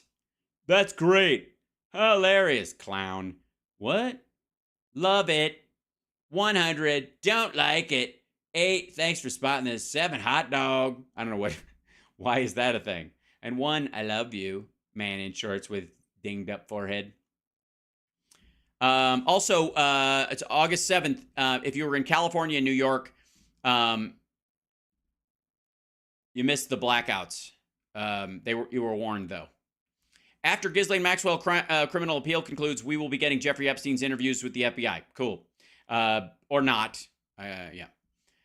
Ukraine will be joining NATO and lies. They post that again and again. Ecuador presidential candidate Ferdinand Vicencio was assassinated by the CIA. Yes, he was a Trump ally who wanted to bring capitalism to his country, but by getting rid of the CIA.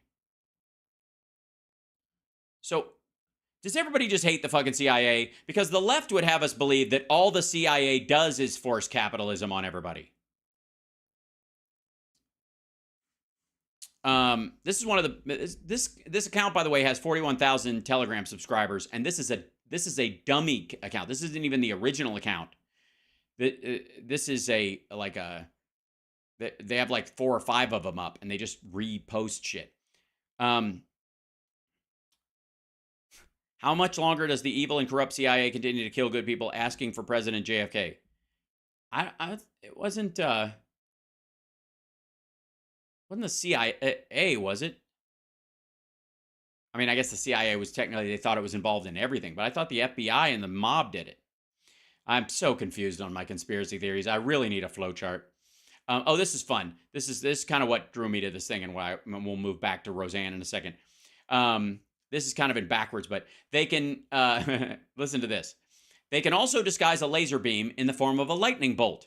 Now you understand what Ghost Ezra was saying when he said, "Eye in the sky." Yes, you do. Now you understand. And there it is. The Boeing YAL Airborne Laser Testbed, formerly Airborne Laser, weapon system was a megawatt-class chemical oxygen iodine laser coil mounted inside a modified military Boeing 747-400F. It was primarily designed with a missile defense system to destroy tactical ballistic missiles while in boost phase. The aircraft was designated Yellow 1A by the 2004 by the U.S. Department of Defense. Energy weapons from above are being used to create climate change emergencies. These are false flags. Wake up. I'm fairly certain this is just Indiana Jones trying to find the Well of the Souls, if I'm not mistaken. You know, maybe he missed. Maybe it was probably he had too many Kadams. Very hot August, results of climate change, false flag. So they're changing the temperature over the globe, not just setting fires. Very hot August, results of climate change, false flag. 2023, the year of false flags. Well, I'm glad. It's nice that they have it. Clinton Foundation communicating with Democratic voting. That's a repeat. Shortage of air traffic controllers means fewer flights in and out of New York City. They want you inside for the false flag. So you're supposed to leave New York. Whew, fucking hell. So anyways, This is where these dickheads get most of their That's information. exactly what it did. No, you're Mhm. right. And then Of course, they were working both sides of the street. I mean, those people, they're psychopaths, so they work both sides of the street. Like I used to call it what was it? I don't know. It's a funny thing, though. You know, that whole thing. Anyways, there are people eating baby livers. Cinnabon's Jenny Craig consortium. yeah, they have the skinny place and the fat place. Right Yeah, on the so you same get, street. because it's the same customer, you know, it really is. The person's desperate to lose weight, but they're stressed and they go, yeah, no, that's double dipping for sure. But you know, it's funny you bring up Ronald Reagan because in one of his State of the Yeah, that doesn't actually exist. You know, they aren't the same company. That's a joke. This is a bit. Union addresses, he even said that in order to become a global, society, we need an existential threat like an alien attack. He said this in his speech, and then now we're hearing all this alien stuff. That's all bullshit. Yeah, like that. Reagan says it in 1982, and all of a sudden there's like alien shit like fucking everywhere. It couldn't be it couldn't possibly be the fact that he had just seen E.T. or The Wrath of Khan. And aliens, if an alien exists, it's a demon, I think, that came from hell or heaven. It's not some Wait, there are demons that come from heaven? Sexy. terrestrial being, like they want us to think it's E.T. I think it's what they're creating in them dumbs. or something. I mean, It's a Jeffrey Epstein spawn. seriously. You know, they're Okay, dumbs are deep underground military bases. Dumbs, yeah, deep underground military bases. Dumbs, which is just if you wanted a conspiratorial acronym, nothing is better for this crowd than dumbs.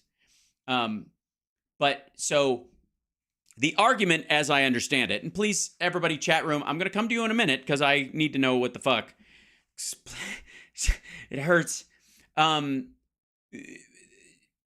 As I understand it, he's making the argument on one side that any non-terrestrial, non-human, intelligent life is a demon that may or may not have come from heaven and or hell. And she is making the case that these are that they are actually chimeras made with blood experiments at Epstein's Island. Fuck, I like these people better when they were just anti-vax. It was so much easier to understand. taking their sperm and, Not mine. I give it freely. well, you know what they're really working on. They make Well, tell me. And I wish you'd have told me before they got my sperm. Now what? chimeras. No, they really are doing this stuff because they want to be able. Chimeras are like are basically like human animal hybrids. That's what they're talking about. So you can make a heart. They can I know develop. what they're really working on, though. Tell me what are the really what? Okay, so he's going with is it ethical to make a kidney inside a pig's body using human cells and letting it grow and then transplanting it into a human being, and now you've got pig cells, and what the fuck's that going to do to you? Even though you don't, you just have the amino acids and that kind of stuff, but the DNA is from a human. It's just silly. Anyways, point being is that we're going to grow them in petri dishes. Anyways, that's on its way. 3D printing, but. He's making the case that that's the worry, is that they're going to take your cells and they're going to mix them with a pig cells and they're going to give you a pig fucking kidney, and then you're going to have it, and then you're not going to be really a human anymore, and then you're going to pass along pig traits to your offspring, and that's how we got Donald Trump in the first place. But she's like, no. We don't have to worry about the kidney.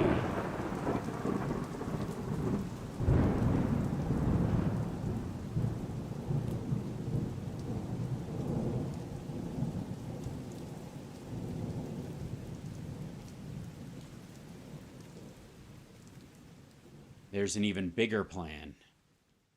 Because every time when I have a question in my mind, and my son, he probably don't know it, but my sister does.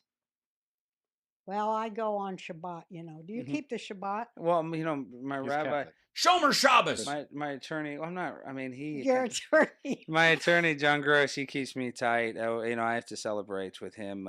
I tried to fast. What was it? Was that last week? 2 weeks ago? The Jewish holiday. I try to follow some of it. But this is one thing. Actually, let's speak about this. I think that is the biggest travesty that they do on young people is they want to hide the existence of God. They want to. What the fuck are you talking about? Mr. I kind of do that religious thing. I don't know. My attorney talks to me about it. He tries to get me to do that shit, but I don't really do it. But the government's trying to keep God out of my life. No one is fucking stopping you, dummy. Alex Stein is a great example of people who think that God was removed from households by the government because they no longer forced you in that direction. And on your own, you just wouldn't fucking do it. Make you think that you're just some cosmic accident. I heard you talking to Blair about this. She's like, oh, I don't know if I can believe in God. First of all, at one point, you had 8,000 grandparents. You had so... No. I do not have 8,000 grandparents. I do not. For the record, I have just the 4. I mean, there's great, but then you're just going back people's lineage, and you'd be amazed how much change can happen in the human system over, I don't know, generations. There's a word for it, though, and I can't remember. It starts with an E. How much shit had to go exactly right for us to even be in this room? Right, here? exactly. Or wrong. I mean, arguably, a lot went wrong. The fact that both of you are sitting there with her son talking into microphones and talking this shit, I would say a lot went wrong to bring you to this moment. So they just try to, oh, that's an accident. We already won the lottery of life, and there is a creator, but they make a kid. They say, oh, well, you evolved from pond scum. Your life has no meaning. It doesn't matter if you're gay. It doesn't matter if you cut off your... You'll never make it because people hate you and everyone who looks like you. Wait, all right, that was just the bailout? That's the last argument? I guess technically speaking, if he actually answered the question, it would be even worse. Shit. For the record, I probably should have said this up front, but I disavow any of the nonsense that they were talking about, and the idea that there's a global elite controlling everything points to such an infantile mindset and the inability to deal with complexity so much so that you reject it outright by creating artificial puppet masters in the fucking sky and without any genuine reasoning behind it. And I think the easiest one, again, is this idea that they drink adrenochrome because it's a super drug and it makes you smart and happy and all this other shit, and it keeps you from aging. And yet everybody we say who's on it looks like shit and is aging, if not normally, faster than everyone else.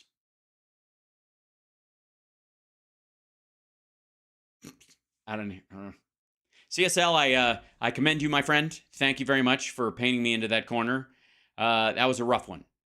I have to say, with all the craziness and all the ridiculousn's and all the made-up horseshit that we saw in that video, I'd like to say for the record that it is no weirder on its base than any of the other shit we see. And let's jump to, I mean, allegedly Roseanne used to be at some point, I suppose, on the side of like liberals. I don't know what the fuck she would categorize her thought forms as, if they even have any kind of cohesive structure. I have no idea, honestly. It's like I almost want to go on the show. I mainly her. If I went on her show, her son wouldn't stop interrupting because I would keep calling him a fucking moron. And all he would go, he'd probably throw around a bunch of those oh yeahs, and you probably think that there were hijackers, that kind of shit.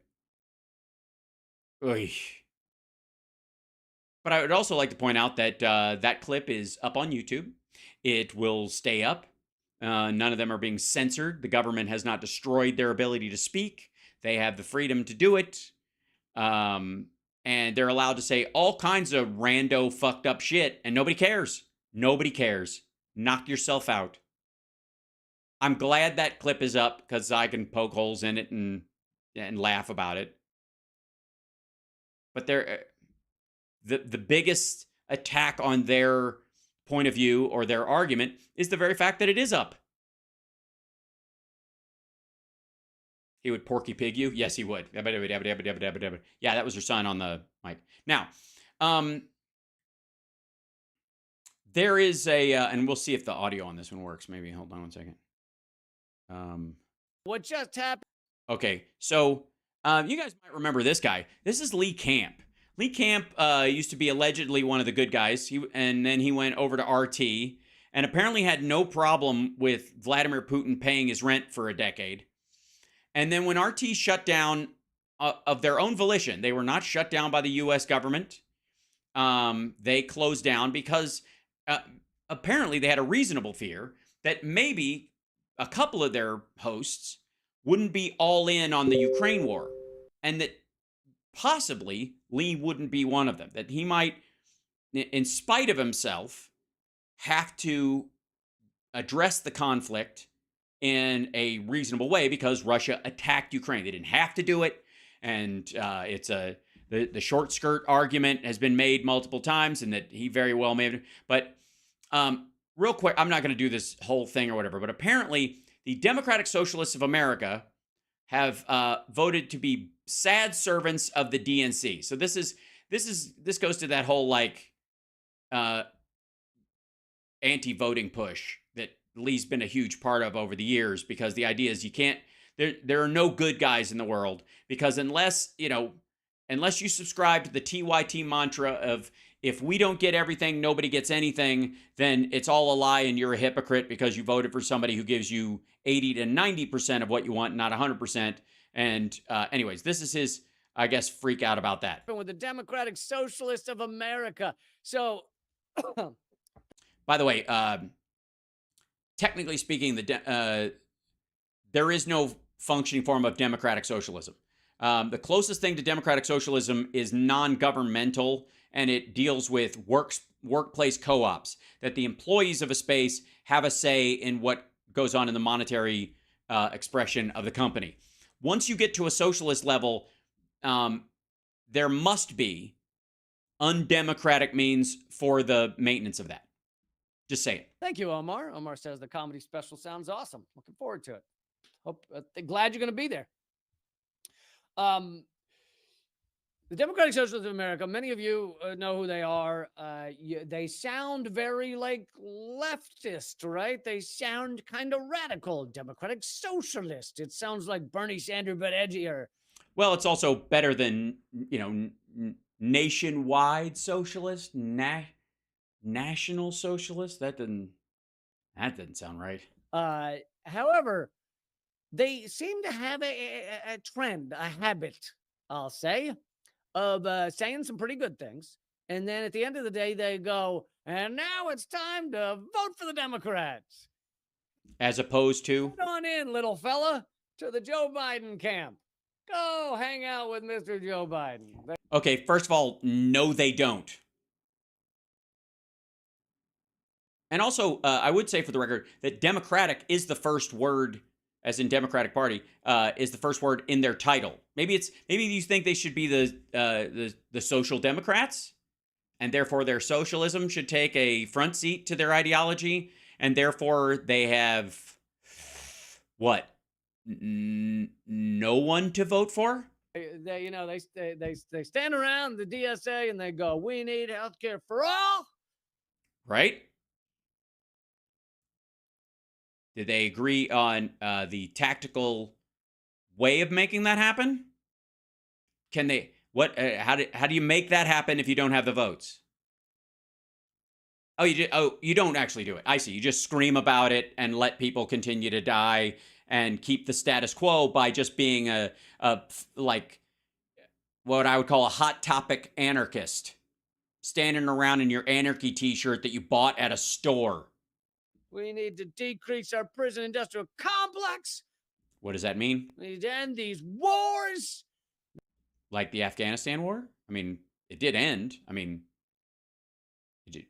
And Biden ended it. Trump didn't want to. Trump has even said that he, even beyond his date that he had set in the future, he was planning on keeping Bagram forever because it was within an hour of, no, that's not gonna, Oh, because we're helping Ukraine, that means us getting into another war. So not getting involved in wars means letting anybody who's attacked. I see. So let the Rwandan genocide happen in the future is the position of the democratic socialist ideal, according to Lee Camp. Now go vote for Biden. Woo! Yeah.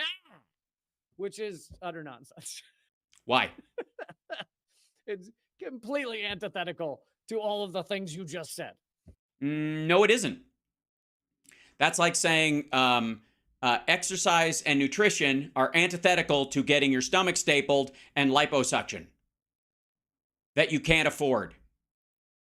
Can you pay for complete liposuction and having your skin tightened surgically and I don't know, and getting put on a blood cleaning drip that some rich people could afford, like getting your blood changed out like Keith Richards and stuff. And that's the goal. But this asshole who wants you to go to the gym and eat right and make progress in that direction, then hopefully over time you can find out what works for you and what doesn't. And then if anybody else is in harm's way, you'll have the strength and wherewithal to help them. So, right, gibberish. DSA just had a vote. They just had a big vote in their convention, 2023 convention. The DSA 2023 convention delegates resolved to remain a faction of the Democratic Party. Also, we don't have factions. What they mean is caucus with the Democratic Party, which Bernie does as well as an independent. Who gives a shit? That's the thing. If you had all these people together and they all say, we're Democratic Socialists. All these people? You mean one conference room full of... This is smaller than the current Trump rallies. America. You'd think, and we believe in all these things that I just listed and many more, you'd think they'd go, maybe we should do our own thing and stop promoting the guys that do exactly the opposite. I would argue with exactly the opposite. Is the ACA the exact opposite of universal health care or, a single payer system? Or is it a step in that direction? If it's a step in that direction at all, then it cannot, by the virtue of its existence, be the exact opposite. The same thing is true of every environment, the environmental moves that Joe Biden has done, the infrastructure, removing lead pipes. Removing lead pipes alone, again, I will say, probably one of the greatest health advancements that is not because somebody comes up with the next penicillin that have happened or will happen to the American people in 10 decades back and 10 decades forward. Like exactly the 8, because removing unleaded gas perhaps is one. opposite. No, not exactly the opposite. Explain how it's exactly the opposite. Maybe if we believe in these things. Isn't exactly the opposite staying in Afghanistan? Why would we have a peace talk happening between Saudi Arabia and Israel if it was the exact opposite? To, by the way, guarantee Palestinian territories. On this list over here, we shouldn't tell everyone to support the guy over here who sets fire to all those things. Is that what he did? He set fire to all those things. Now, this is, by the way, he sets fire to all those things in Russia, perhaps. Is that what, I mean, he did effectively, and this makes sense, Joe Biden did effectively, quote, set fire to Lee Camp's already smoldering career. So, yeah. Just burns them to the ground. I don't know. I get the burning analogy. I just haven't found you breaking down how. Maybe not, but no, they're cool with it. At the Democratic Socialist of America, August 4th to 6th convention in Chicago, delegates gathered in person to restate the organization's half-century commitment to promoting the imperialist Democratic Party. I see. So this article isn't necessarily friendly to the Democratic Party in the start. I'm sensing a bit of a bias. I don't want to judge. By a vote of 704 to 184, the convention passed a resolution on its electoral work, which declares It is not advisable for us to form an independent political party with its own ballot line. It is not advisable for us to do our own thing. Why? The convention consistently rejected several amendments that would have held DSA elected officials to even the mildest political accountability, exposing that the DSA's claim to be left of the Democrats is merely a show. Delegates also rejected by a... Well, no, you can't. Just because you don't have the strength to take over something doesn't mean you can't coax to the left. The other thing too is that this is all based on the idea, and this is the poison. This is we see the stroke of the pen fallacy, but there's a very insidious thing going on here, which is the idea that everything you want, you have to fight for, and the fight is even amongst your allies. That you have to hold people's feet to the fire. That that old chestnut. Right? That's how it works. And it doesn't, especially if you're trying to create a situation, you're dealing with a situation where everybody agrees on the problem, but not everybody agrees on the solution. If you're in a magical situation where everybody agrees about the problem, everybody agrees on the solution, but there's one person standing in the way who just won't let it happen, that's it's not morally ambiguous. It doesn't take any work. Breaking news, Georgia grand jury is voting right now. Indictments coming. Very exciting. We'll talk about it when they come. And largely when Trump's fans react to it. But you see the distinction? Like,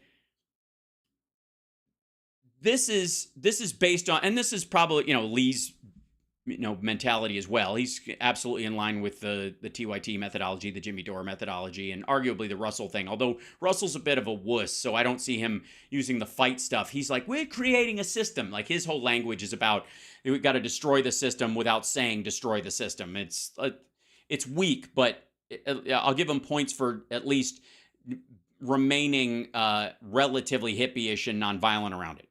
That said,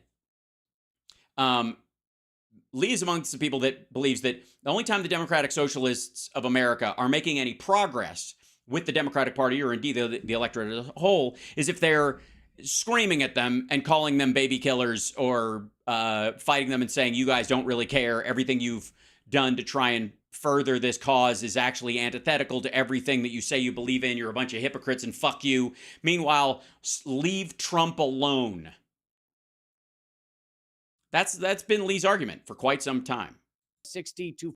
There you go. In the chat, Casey says Lee is great. I would argue Lee used to, and now Lee has seen the upside of that rusty trombone money.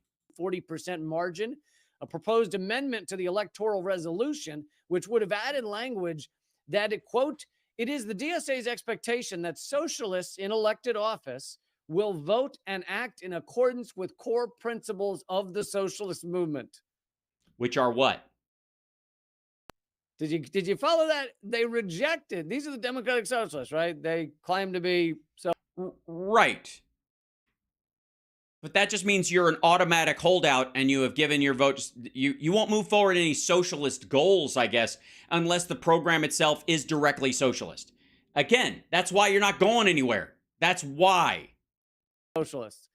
Also, does anybody think any of them are going to get elected if they signed on to a piece of legislation that said the opposite? I'm dead serious. Let's say one of these fuckers think they're going to be a mole for the socialists and get elected to office, and then when they get in there, man, they're going to push for all that shit, and they're going to hold their line. They're going to cross their arms and go, I'm not voting for this thing because it's not true. Whatever.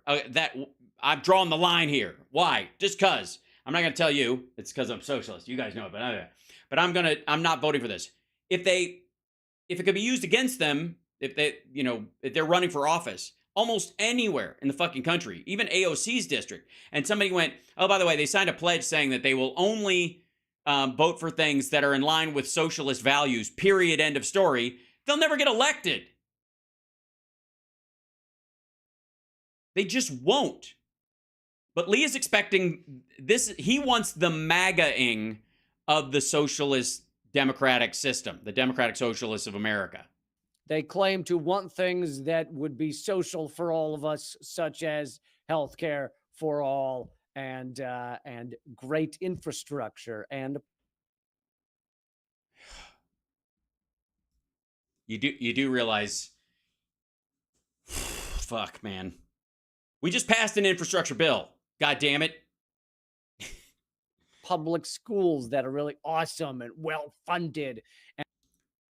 Right. That's why one party wants to expand the Department of Education and make sure that there's equal funding and that kids don't go to a school where the quality of the education is equal to the amount of tax dollars in the area, for example, and you have programs within it. That's why Democrats are for like Head Start and guaranteeing, after school programs and that kind of stuff, and nationwide funding to even that out when the local funding doesn't go that direction and to guarantee them. Whereas the Republicans want to get rid of the Department of Education and just let states, if they want to teach classes that God says women don't belong in office, they could do it. But which one's the lesser of two evils? And you they just give you pencils for free and that kind of thing. They claim to be socialists, and I know that's not the deeper definition of socialist, but that's not really the point. Yes, the definition of socialism is free pencils. They claim to be socialist, but they rejected by 60 to 40% the amendment that DSA should expect. This is just expecting. They rejected the expectation. This doesn't even say we'll fucking storm their offices and drag them out by the fucking collar and throw them into the street. This says we'll even have the expectation that a socialist elected office would act like a socialist. No, that they have to sign on to that. They rejected that. Because if they're running for that office and that's part of the charter, they can be held against them. So that, of course, they're avoiding it. And they're doing it for electability. By 60%. Well, obviously, 60% of the Democratic Socialists of America are capitalist warmonger pigs. What's the hard part to understand? And the other 40% are ignorant losers who don't really want any of their stuff to actually happen. Well, it was just language that said, we maybe should expect them to behave the way they told us they'd behave. No, we can't. We can't expect them to. We can't ask them to act like they told us they were going to act. We can't have that. I mean, how pathetic, how limp could you get in rejecting? Well, if they get any tougher or whatever, it gets into very awkward Stalinistic territory. The proposed amendment, the DSA has resolved to support Democratic politicians no matter how right-wing they are, and has explicitly stated its hostility to socialism. The rejected amendment would have required the DSA hold its members, quote, accountable. Well, okay, so yeah, drag them out by their collar, metaphorically speaking. You just said it was the suggestion. Hold them accountable. If they, quote, vote for measures which expand or strengthen the police. Vote for any restriction. Okay, so if you vote to support or expand the police through, I don't know, education, training, the availability of non-lethal means, if they vote for that stuff, even if they vote against the other stuff, if they vote for that stuff, then they'll, be stripped of their office? Restrictions on the independent action of the working class. What? Restrictions on the independent actions of the working class? What do you mean? Being pro-anti-union? Vote for measures which expand or strengthen the police. Vote for any restrictions on the independent action of the working class. Also, what does that mean? What's a restriction on the independent action of the working class? What is that? The ability to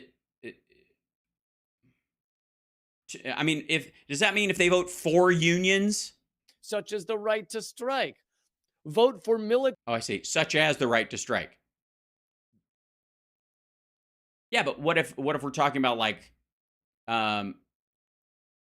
like cops? What if they take away the right of cops to strike? Boy, now you're in a knot. Military budgets, the imperial war machine, or military aid to U.S. client states, such as the apartheid state of Israel. I see. Right. Yeah. And they voted against this, you said. That's very strange. So basically, what the Democratic Socialists of America are trying to accomplish, if I may, what they seem to be trying to do here is guarantee that some of their people might actually get elected to office and might actually stay in office long enough to accomplish some of their goals, as opposed to automatically like sign a pledge that will be used against them in a primary or general election that will guarantee they never ever see the inside of the halls of power. Whew, fucking hell. All right, now there's more of it, but I don't care. And don't worry, that panic is not just happening on the quote-unquote left, on the faux-aggressive left that Lee Camp allegedly inhabits. This is the dude who filled in for Stu the other day with Glenn Blech. And this is about the guy who threatened to kill Joe Biden and made specific dates, and we'll look into it. But the idea is that his thing is the FBI sending deadly messages to MAGA Republicans? No, the question is, are you? But we'll get there in a second. You know, we brought up the Utah tragedy. Geez, that is... Oh, the Utah tragedy. Guys, it's a tragedy. Should we look up the Utah tragedy? So, let's see.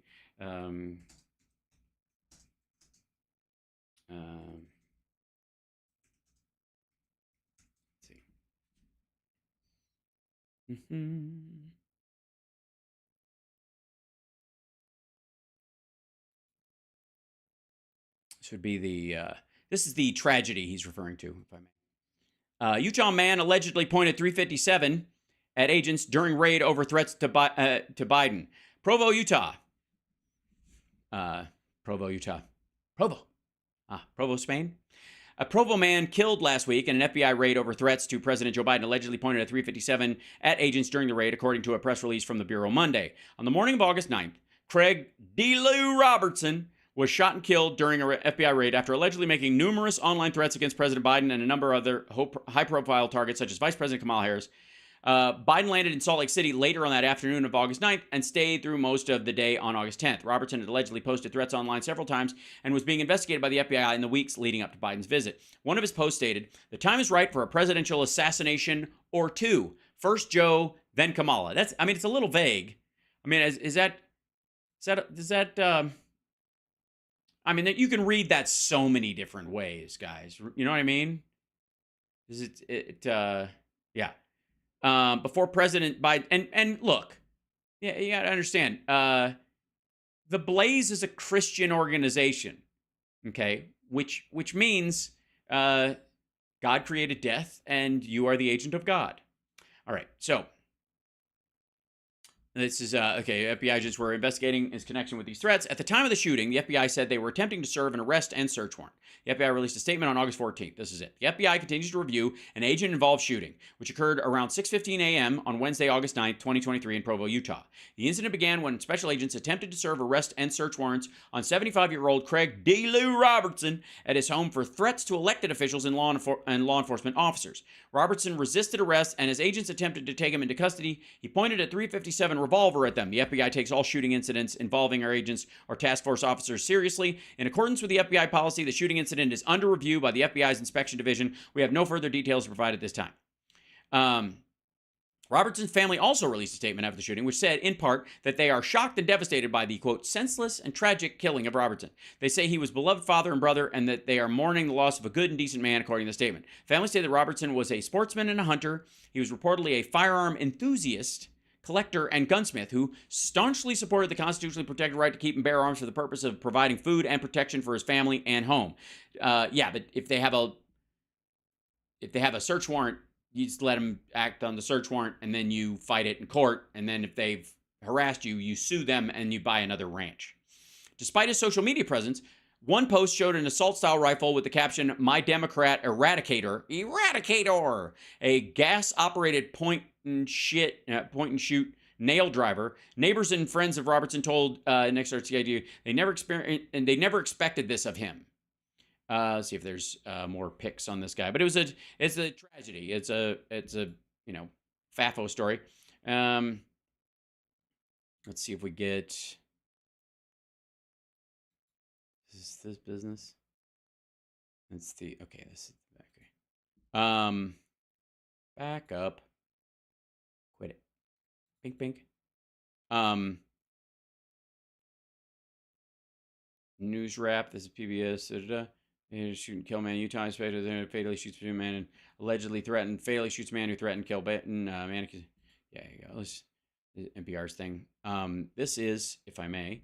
This is Utah man was accused of making threats. They stated that Robertson had, quote, intent to kill at a minimum D.A. Bragg and President Joe Biden. Gee, I wonder where he developed the hatred for these folks. I can't imagine.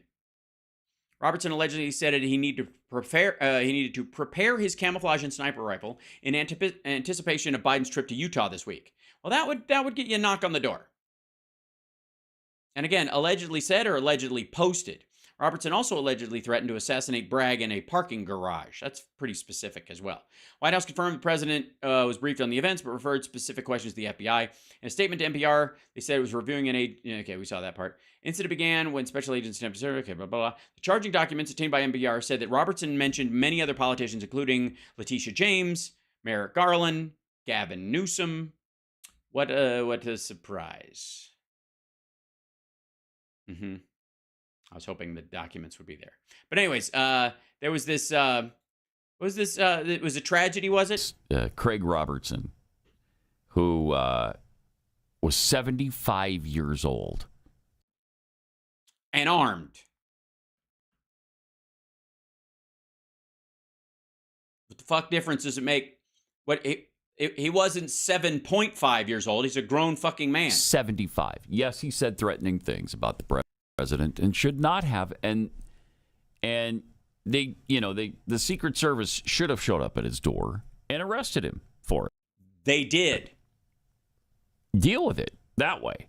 You didn't need to send an FBI kill squad. They didn't send. Oh, fuck you, dude. They didn't send an FBI fucking kill squad. But what do you want them to do? Walk up in suits and just knock on the door and have a chit chat with them? The motherfucker was making specific, verifiable threats, posting images of himself with the weapons he intended to use. Right. To shoot the guy dead. No, that's not how it worked. Fuck you. And again, this is just gross. This is just like, this in and of itself. Like, I don't know how the Blaze can sign on this. You know, this is the kind of rhetoric that gets cops killed. And it bugs me when folks on my side of the aisle are too loosey-goosey with the anti-cop talk that only puts good cops in danger. Only. Bad cops are rolling up expecting trouble, I suppose. But the good cops are trying to treat everybody even-handedly and even, will overdo it, and they're the ones that end up getting shot. And if you don't believe me, go look at, all the footage of surprise pulls where people are holding weapons, and the cops are talking to them for like 10 fucking minutes, and then finally pop, pop, pop, pop, pop, and then the cop's dead, and everybody's like, fucking man, fucking cops, man. It bothers me when we talk about that level of just like disregard on our side. But these are supposedly the back the blue motherfuckers. Also, all right. Normally I don't fucking, hold on. I have to move this out so I can make a thing over here. There we go.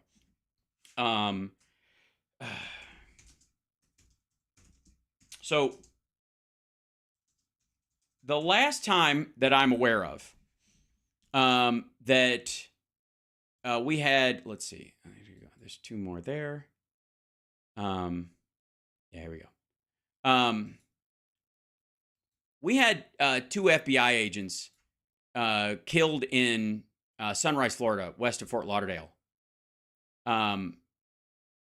And it was because he was, I think this is the same case. Yeah, this is during the Biden administration, I would like to say for the record, where they were serving a warrant on a guy for trafficking in child porn. And this dude opened fire on these two police officers.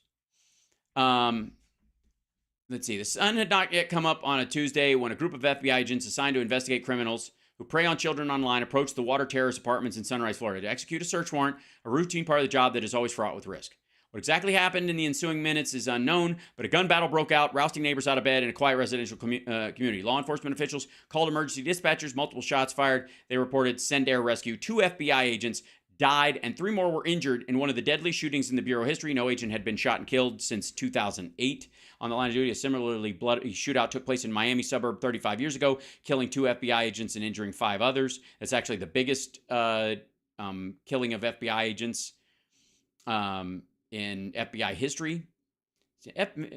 Florida's a fucked up place for FBI people trying to simply serve search warrants. God damn. Hats off to the FBI people who work in Florida. Fucking hell. Like, just, because you leave the office knowing that history. You know, the body count of FBI agents is, what, 8? Just from search warrants? Yeah, that was in Miami suburb.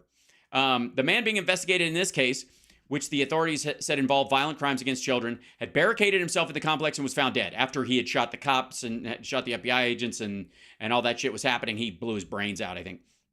Law enforcement officials said it appeared the man had killed himself before the agents were able to arrest him. His identity was not released until his family could be notified. Video footage from local police shows a grisly scene at the open-air apartment complex. A SWAT truck had rammed into the staircase railings that lay on the ground. This is after they've been shot at.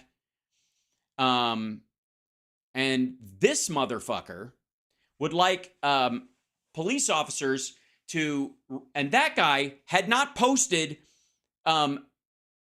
violent threats against law enforcement, specifically district attorneys and the president of the United States online with pictures of him with a gun. Like that child molester specifically had not, I mean, they had reason to understand that people like that can be very dangerous, but they didn't come empty-handed. But that's what he wants. That's what this dickhead wants. Fucking hell. Of course, when you're doing the flashbangs,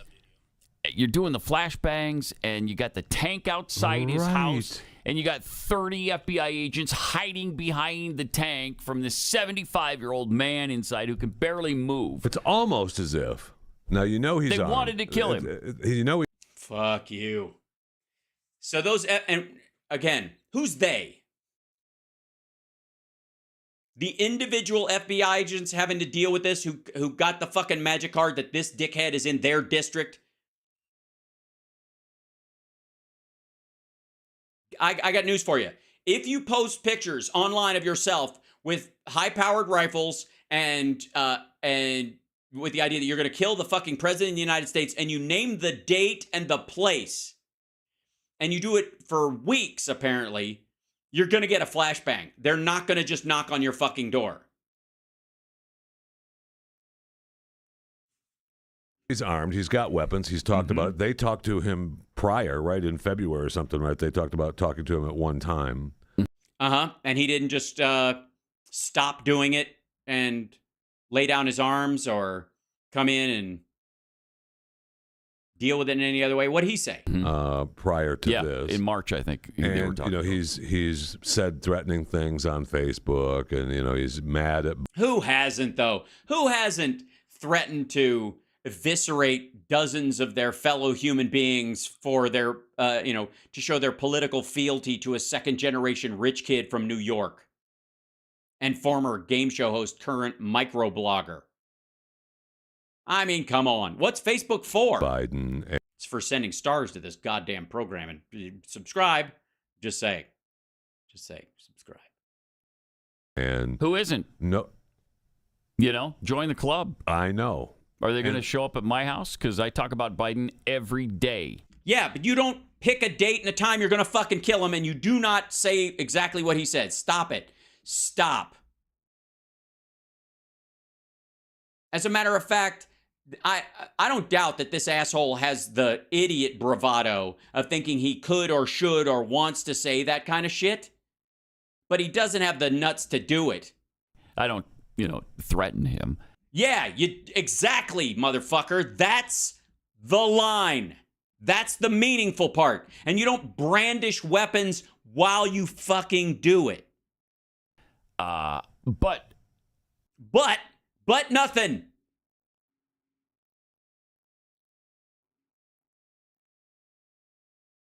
After they spoke to him, he continued to post stuff and got more specific. I say some of the same things this guy said. Let me see. Of course you do. You're both Trump ball suckers. You don't...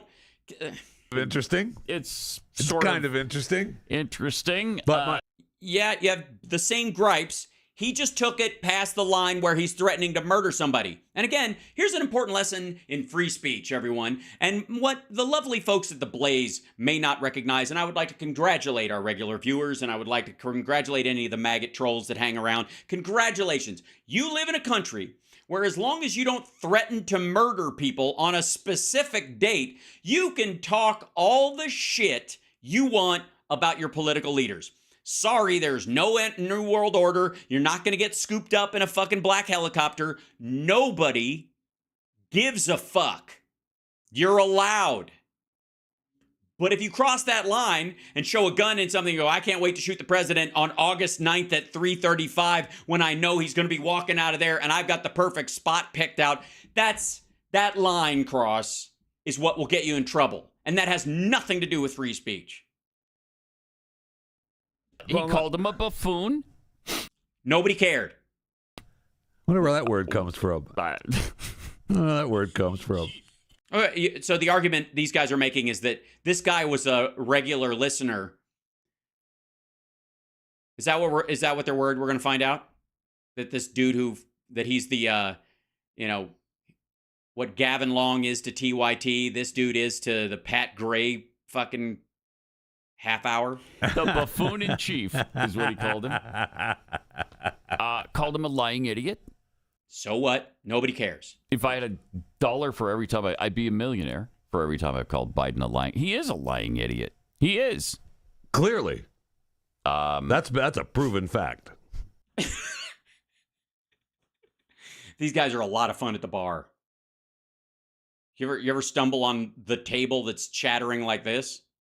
And you're like, oh, God. So, I mean... Yeah, I know. What, you can't call him a buffoon and a fucking liar? You can. Nobody... That's exactly it. You've actually stumbled on how full of shit you are. No one is... The FBI isn't showing up at your fucking house. You're allowed to say whatever the fuck you want. Congratulations. All your bullshit mythology about the New World Order and Biden, the fucking Chinese, and they're going to scoop you up, and they've created a system where we've lost all of our freedoms and we don't have free speech anymore is nonsense. You are on a fucking television network. Well, the Blaze-ish, sort of. But still... You have a funded television show. Those are professional microphones that are, and the entire thing is designed to look like he even has fake rust on his fucking mic suspender. The sound cushion that he has. The fuck out of here. Just can't threaten the president. Right. Yes, exactly. And I got news for you. The first time you do it, they give you a talking to, and that's exactly what they did. And he continued to do it. And he got more specific. And then he was showing pictures of himself with the weapons he intended to fucking use. Correct. And I understand that, but... No, you don't. There's no but in that. That's that. It's almost as if they knew that by breaking down the door with their warrant... That they could get what they wanted. The guy would go for his gun. Would reach for his weapon. Mm-hmm. Well, did he was stockpiling arms. Did they know he was for sure in the house and he wasn't already at the site where he was planning on assassinating the fucking president? Yep. I think we have the video from the neighbor. There was a neighbor that filmed some of this from across the street. You see the SWAT teams or the FBI team there. Look at that, really hiding behind this? that armored truck. We really Right. This is all right. First of all, we have talked about this shit. And again, this applies to our side of the aisle as well. That you don't come in midway through a police action or an altercation or a fucking fight and expect me to judge the circumstances and who is wrong or right in this based on the middle of this. Right? I refuse to do it. I want all the fucking context, either, written statements and testimony, or I want the entire fucking video, or I want to see the entire fucking lead up to this shit. But I don't give a rat fuck. We've been down this road too many fucking times where somebody in a car reaches for a gun and shoots at a cop, and then they're like, he didn't have the gun in his hand when he fired this one, and then they don't show you the fact that the cop was talking to this person nicely for 10 fucking minutes. And then reached for the gun, and just started shooting. Quit it.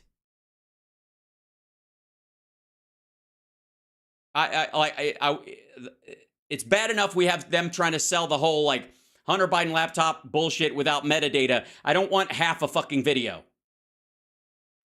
Greg Edmond, TYD does this all the time, 10-second clip, and cops are monsters. I know, it's pathetic. And it's wrong. It's wrong in this situation. If you were showing this, if somebody was praising how the cops handled it and said, this motherfucker had barricaded himself in the house and these cops had to ram his front of his house to get in there or what, I don't know either. That's the point. You cannot judge the circumstance of this. By the way, when you get more information about this, it looks worse for that guy because we now know there was a backstory of the police trying to talk this dude down and say, just come in, don't fucking shoot anybody. We need to have a chit chat with you. And he's threatening their lives, threatening other people's lives, where they finally had to fucking go to his house because he was basically barricaded. We do know that backstory. They're pretending it doesn't exist, but that's that. But again, starting in the middle of this shit where they're like, oh, fuck, this guy's threatening or waving a gun, or he was brandished a gun, or said, you can't get me, blah, blah, blah. We don't know any of the lead up to that. All we're seeing is people taking cover behind a vehicle because of a guy who aimed a gun at police. Doing this with this guy? Yeah, listen to him screaming in the background. You can hear him. And then in a moment, you're going to see the flashbang. Right. All right. There it is. Right. How long were they talking to him? There it is. Yes. You know how long they fucking had to wait? He was obviously yelling at them. They were obviously trying to converse with him. Somebody, bless their fucking hearts, had to walk up and knock on the door and say, FBI, come out. We got a warrant, search warrant, blah, blah. That person puts their fucking life in their hands every time they walk up to one of those fucking doors. And I've told this story before, but my cousin's a U.S. Marshal, and one of the guys on his team was shot when they had to battering ram this guy who was selling, illegal guns. And as soon as they hit the door with the battering ram, the guy fired a shotgun straight through the door and shredded the cop that was knocking the door down. They had a warrant. The guy was totally guilty. This is a guy who, and they've been talking to him all afternoon, trying to get him to walk out, and he wouldn't do it. And they couldn't just leave him in there because they got neighbors, and he's just started shooting out the fucking windows. That's that, dead neighbors. So they got it. Now they're there. They got to go get him, and he won't come out. So they do this. This guy gets shredded. This guy is going to be in a wheelchair with a fucking colostomy bag for the rest of his fucking life because you and I don't want some dickhead straw selling guns all over fucking the south side of Chicago and Indiana. And these pricks are like, look at that, a flashbang. That's crazy. Grenade goes off, and it's not a grenade, asshole. It's a flashbang. And then they filled him full of lead, dragged him out in the street, and dumped him. Fuck you. He tried to fill them full of lead. Left him there for 2 to 3 hours to bleed out.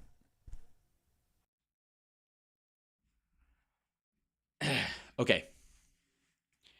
I'm gonna go with, if he fired on that many people and they returned fire, he was dead right away. Bleeding out means they could have saved you and they didn't. That's a lie. And again, this is the kind of shit where this motherfucker wants somebody to walk into like one of these offices and kill somebody. I don't know. Attention, Glenn Beck and Stu. The fuck is wrong with you? This asshole is he's in your studio on your set lying about law enforcement. I just don't want to hear this back the blue shit. It's a lie. And look at this, and this guy, like, well, I mean, he said a lot of stuff I said about the president. They probably killed him for that. I mean, obviously, the waving of the gun and the threatening to kill everybody in the neighborhood and shooting the president and all that kind of stuff, that was a factor, I suppose. Good Lord. Really? That's horrific. I mean, and Horrific. you just leaving him bleed out on the curb? Yeah. Like, and left him. Yeah, they just let him, you know, they didn't try to resuscitate him or nothing. Bet you they did. See what could happen to you? I understand, like 2 or even 3 hours. What is that? A warning to everybody? Yeah, I guess so. This is what happens to you. You threaten this president. You talk this way about this president. This is how you're going to wind up. Fuck you. No. You threaten this president. You threaten any president. You're going to get a visit. You do it again, and you keep posting dates and times and images of yourself with a fucking gun. Good Lord. Hold on. Now, this is going to annoy me. What's this guy?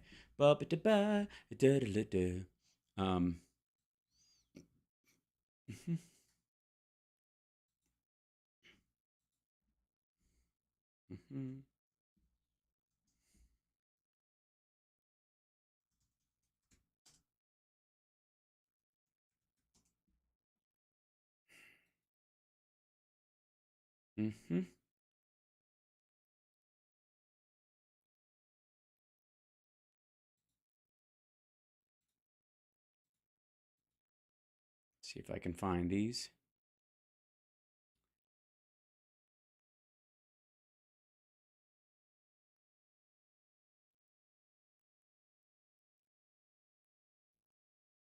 Yeah, I don't know. Okay, here we go.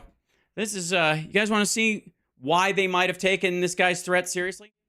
The moment Utah man Craig D. Lou Robertson's house is surrounded by FBI agents who throw a smoke bomb before shooting him dead after he posted credible Joe Biden death threats. This is New York breaking. New footage shows the dramatic moment FBI agents confronted a Utah man who threatened to kill Joe Biden. Was murdered by the FBI on his doorstep in Provo, an hour's drive from Salt Lake City. This is the way they're taking it because this is the only site that will post what he posted. One of the officers threw what appeared to be a smoke bomb, which exploded on the left of the image in the door. Okay, this is the guy. There he is with his sniper rifle.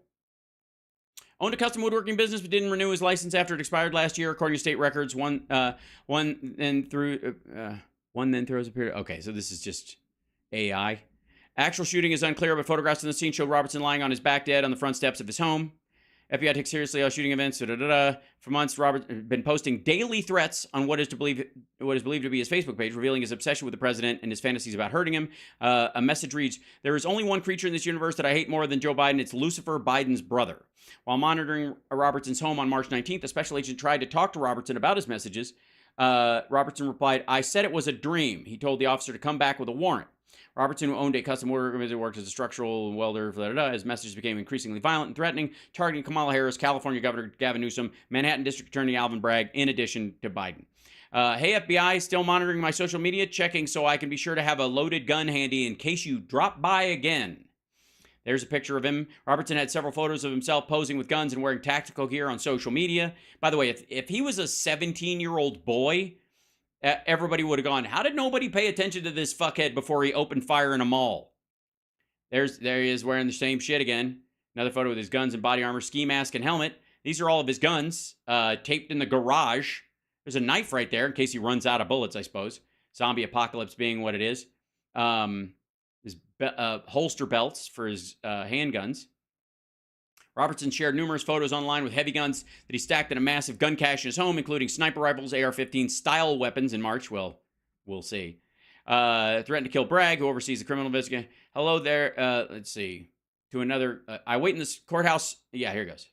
He oversees criminal.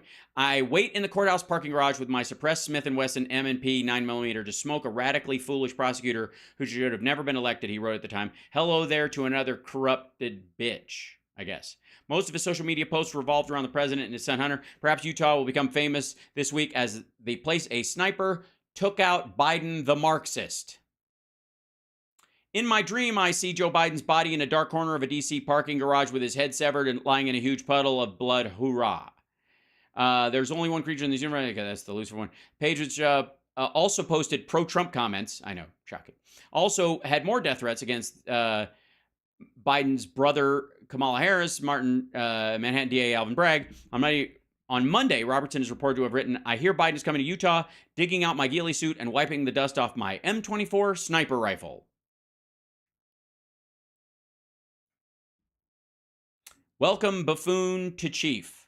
Oh, I thought he said buffoon in chief or Oh, so that's what they were. By the way, this is the article. I'm pretty sure this is the article that he was reading. That's why he was referencing it.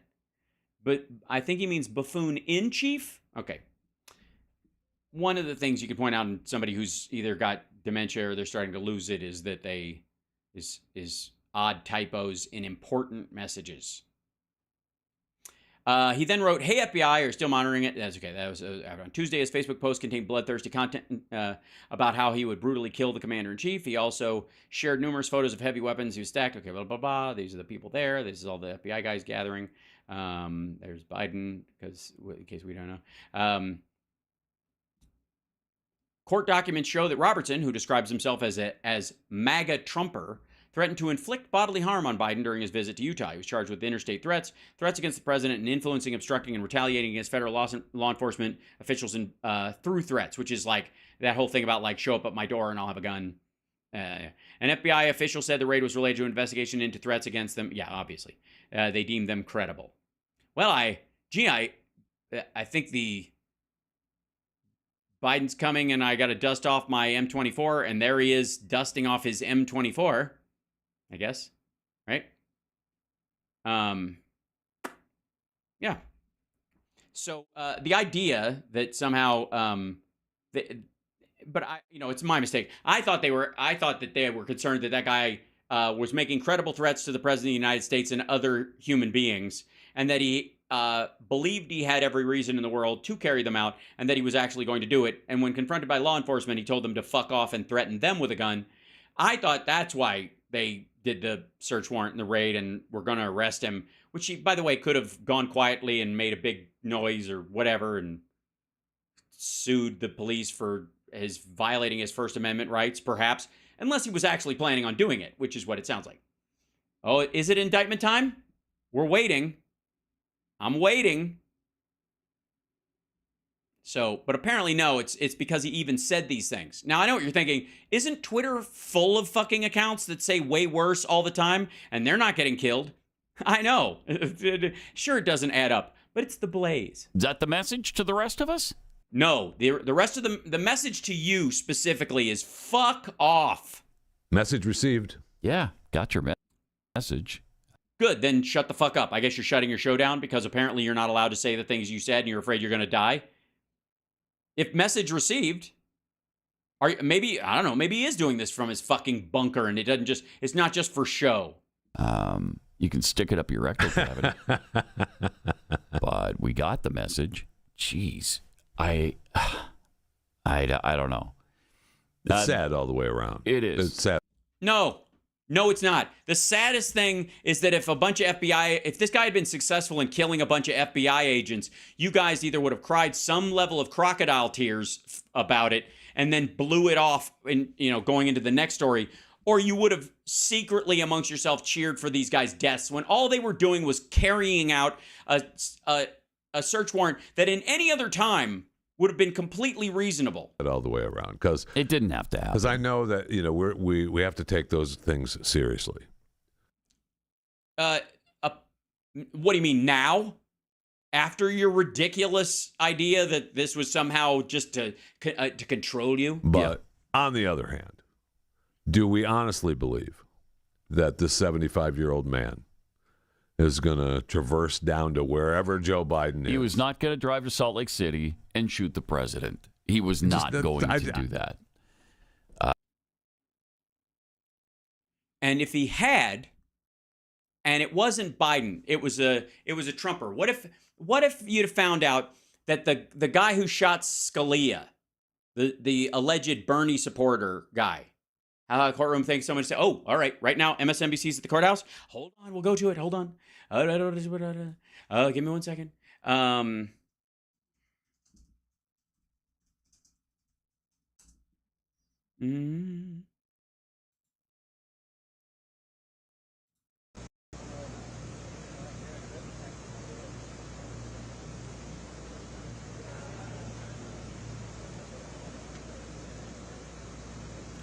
don't see anything there. Hold on.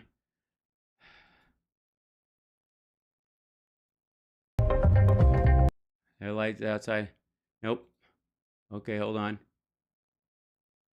They're just voting? Yeah.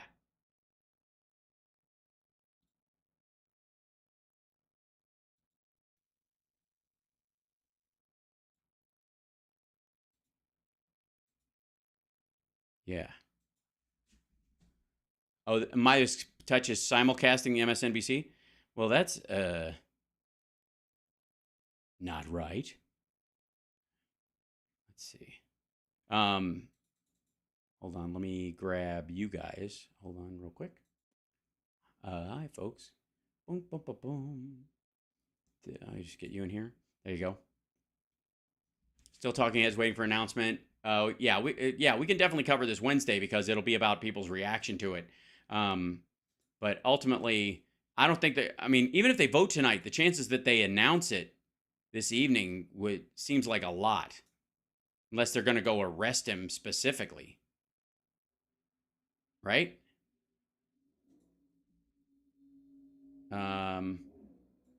Trump live edge of Fulton County grand jury is voting now in Georgia case.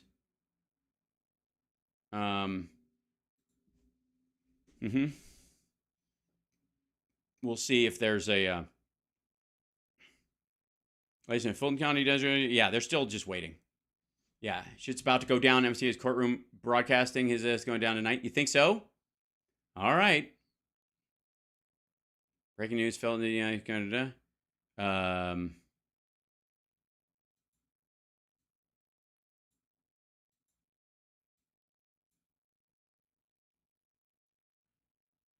This is yeah. Hold on. I just don't want to borrow anybody's footage illegally while we're looking for it. So, MSNBC says they have a live courtroom feed. Yeah.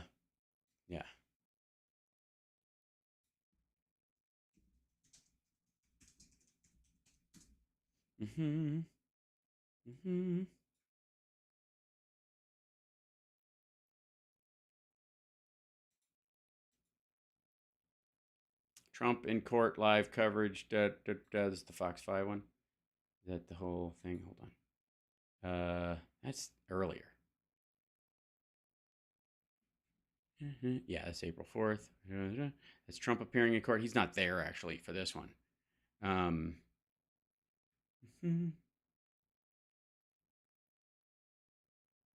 What about Hillary? Yeah, it's a good question. What about Hillary?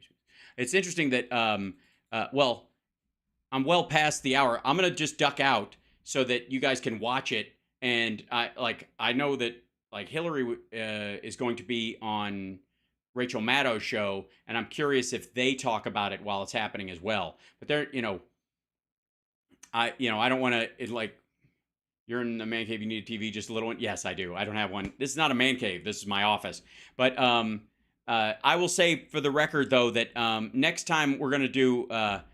I won't hang, but I'm gonna be here. Oh no, I just need to know. Just understand that I'm floating around. I'm fine. Try to do this thing right here. Woo! I don't even know what to do about it. I think that Joe Biden is part of a new world order. Roseanne was right. Roseanne was right. I'm just saying. So y'all,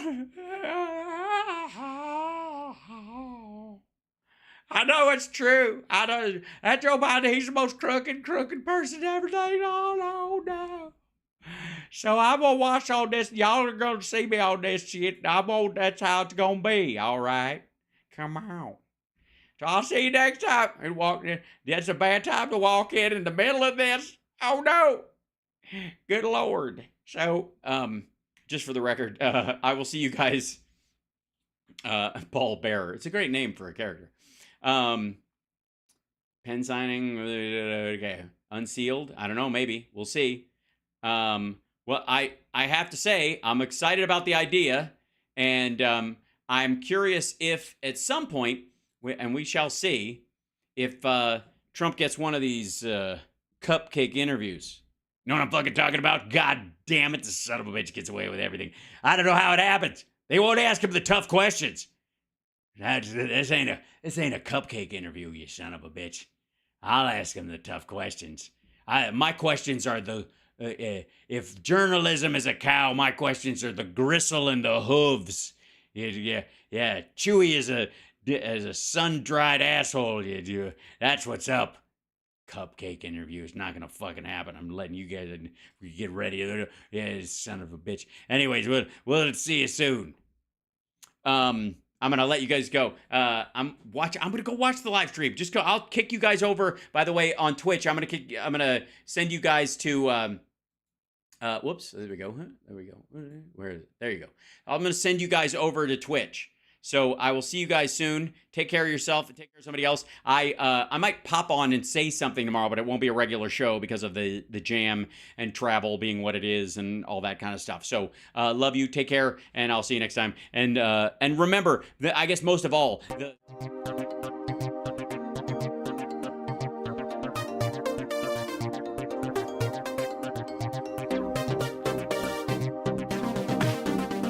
thank you guys.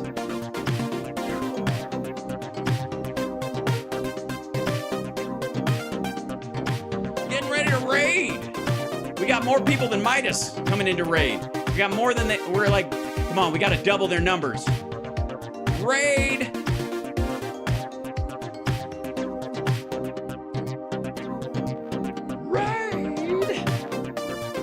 Q-Snatch.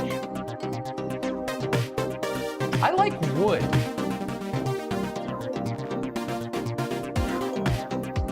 A lot of very bad things are happening in Nicaragua.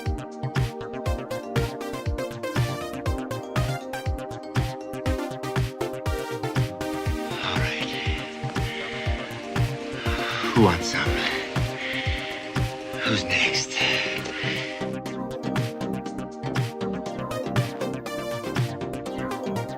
Thank you, Buddha and the Eagle. Thank you, Mama P. Thank you, Petrazi. 20. Thank you, John F. Funkhauser. Treva Jones. Thank you, JD Christie. Buddha and the Eagle, you stay safe. You're in Hawaii right now. You be safe, brother.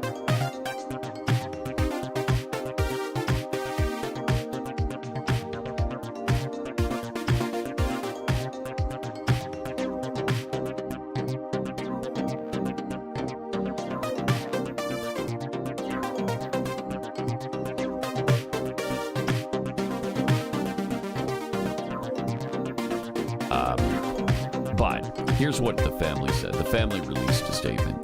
The Craig Robertson we knew was a kind and generous man who was always willing to assist another in need, even when advanced age, limited mobility, and other physical challenges made it more difficult and painful for him to do so.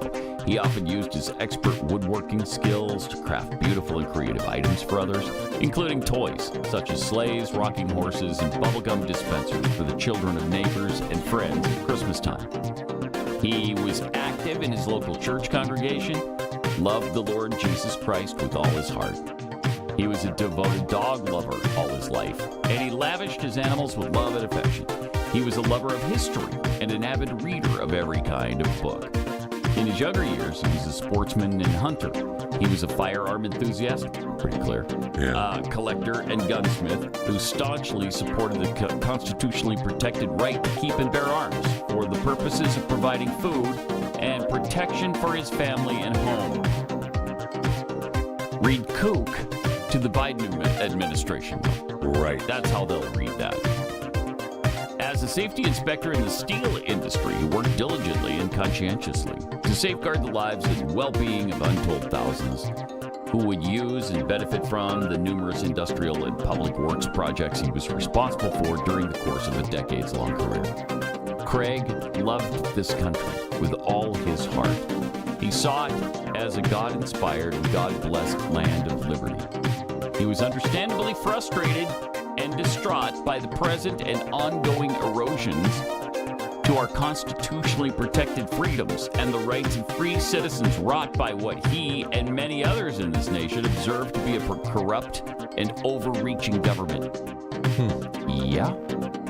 As an elderly and largely homebound man, there was very little he could do but exercise his First Amendment right to free speech and voice his protest in what has become the public square of our age,